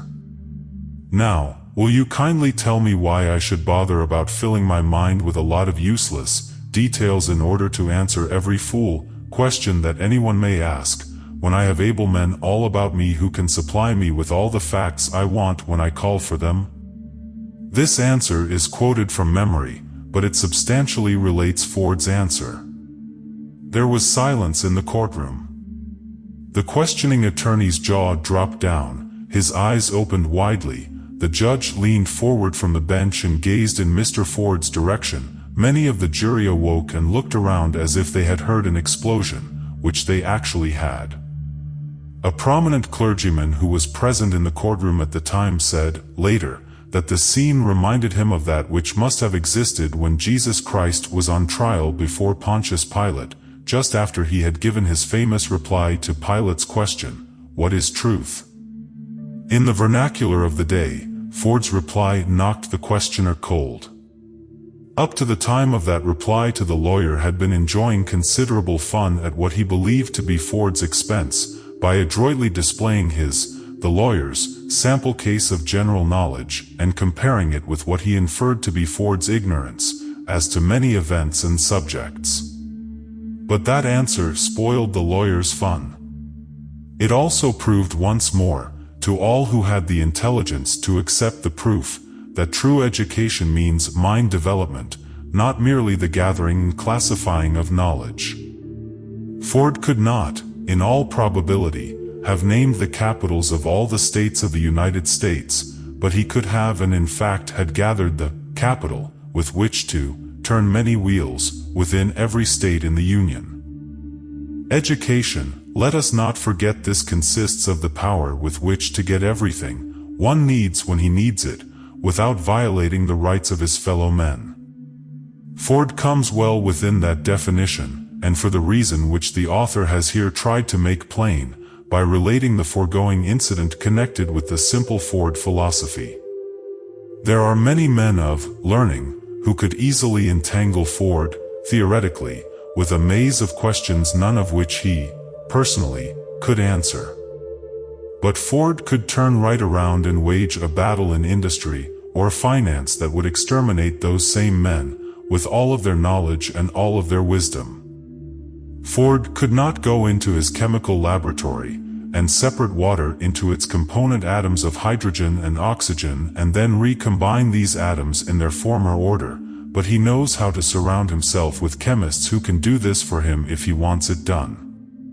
The man who can intelligently use the knowledge possessed by another is as much or more a man of education as the person who merely has the knowledge but does not know what to do with it. The president of a well-known college inherited a large tract of very poor land. This land had no timber of commercial value, no minerals or other valuable appurtenances, therefore it was nothing but a source of expense to him, for he had to pay taxes on it.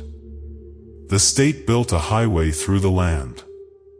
An uneducated man who was driving his automobile over this road observed that this poor land was on top of a mountain, which commanded a wonderful view for many miles in all directions.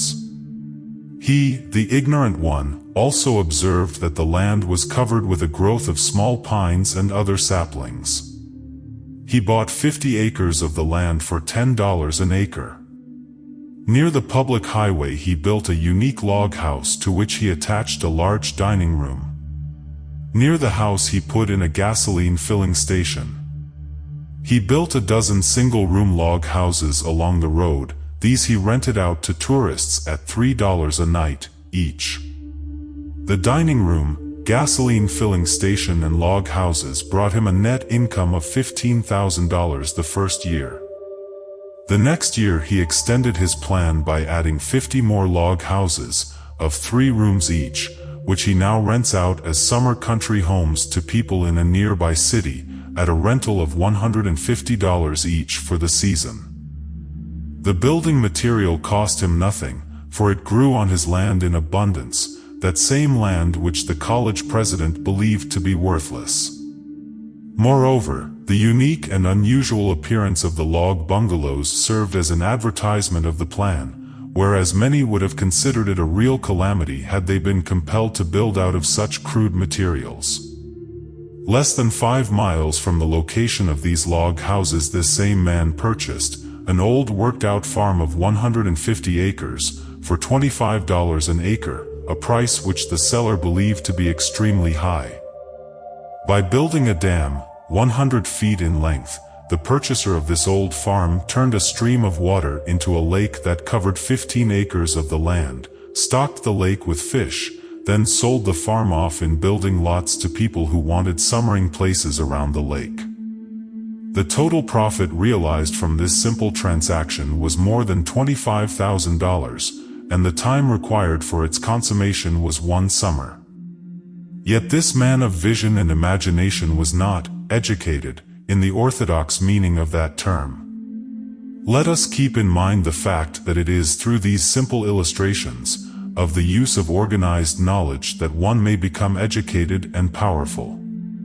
When you lose your sense of humor, get a job running an elevator, because your life will be a series of ups and downs anyway. In speaking of the transaction here related, the college president who sold the 50 acres of worthless land for $500 said, "Just think of it. That man, whom most of us might call ignorant, mixed his ignorance with 50 acres of worthless land and made the combination yield more yearly than I earn from 5 years of application of so-called education." There is an opportunity, if not scores of them, in every state in America, to make use of the idea here described. From now on, make it your business to study the lay of all land you see that is similar to that described in this lesson, and you may find a suitable place for developing a similar money-making enterprise. The idea is particularly adaptable in localities where bathing beaches are few, as people naturally like such conveniences. The automobile has caused a great system of public highways to be built throughout the United States. On practically every one of these highways there is a suitable spot for a cabin city for tourists, which can be turned into a regular money-making mint by the man with the imagination and self-confidence to do it. There are opportunities to make money all around you. This course was designed to help you see these opportunities, and to inform you how to make the most of them after you discover them. Who can profit most by the law of success philosophy? Railroad officials who want a better spirit of cooperation between their train men and the public they serve. Salaried people who wish to increase their earning power and market their services to better advantage. Salespeople who wish to become masters in their chosen field. The law of success philosophy covers every known law of selling and includes many features not included in any other course. Industrial plant managers who understand the value of greater harmony among their employees. Railroad employees who wish to establish records of efficiency which will lead to more responsible positions with greater pay. Merchants who wish to extend their business by adding new customers.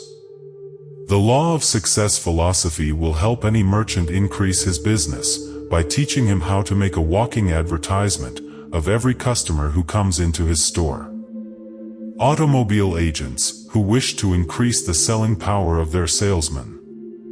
A large part of the law of success course was developed from the life work and experience of the greatest automobile salesman living, and it is therefore of unusual help to the sales manager who is directing the efforts of automobile salesmen. Life insurance agents who wish to add new policy holders and increase the insurance on present policy holders. One life insurance salesman in Ohio sold a $50,000 policy to one of the officials of the Central Steel Company as the result of but one reading of the lesson on profiting by failures. This same salesman has become one of the star men of the New York Life Insurance Company's staff as the result of his training in the 15 laws of success. School teachers who wish to advance to the top in their present occupation, or who are looking for an opportunity to enter the more profitable field of business as a life work. Students, both college and high school, who are undecided as to what field of endeavor they wish to enter as a life work. The Law of Success course covers a complete personal analysis service which helps the student of the philosophy to determine the work for which he or she is best fitted. Bankers who wish to extend their business through better and more courteous methods of serving their clients. Bank clerks who are ambitious to prepare themselves for executive positions in the field of banking or in some commercial or industrial field. Physicians and dentists who wish to extend their practice without violating the ethics of their profession by direct advertising. A prominent physician has said that the Law of Success course is worth $1,000 to any professional man or woman whose professional ethics prevent direct advertising. Promoters who wish to develop new and heretofore unworked combinations in business or industry. The principle described in this introductory lesson is said to have made a small fortune for a man who used it as the basis of a real estate promotion. Real estate men who wish new methods for promoting sales. This introductory lesson contains a description of an entirely new real estate promotion plan which is sure to make fortunes for many who will put it to use. This plan may be put into operation in practically every state. Moreover, it may be employed by men who never promoted an enterprise. Farmers who wish to discover new methods of marketing their products so as to give them greater net returns, and those who own land suitable for subdivision promotion under the plan referred to at the end of this introductory lesson. Thousands of farmers have gold mines in the land they own which is not suitable for cultivation, which could be used for recreation and resort purposes on a highly profitable basis. Stenographers and bookkeepers who are looking for a practical plan to promote themselves into higher and better paying positions. The Law of Success course is said to be the best course ever written on the subject of marketing personal services. Printers who want a larger volume of business and more efficient production as the result of better cooperation among their own employees. Day laborers who have the ambition to advance into more responsible positions, in work that has greater responsibilities and consequently offers more pay. Lawyers who wish to extend their clientele through dignified, ethical methods which will bring them to the attention, in a favorable way, of a greater number of people who need legal services. Business executives who wish to expand their present business, or who wish to handle their present volume with less expense, as the result of greater cooperation between their employees.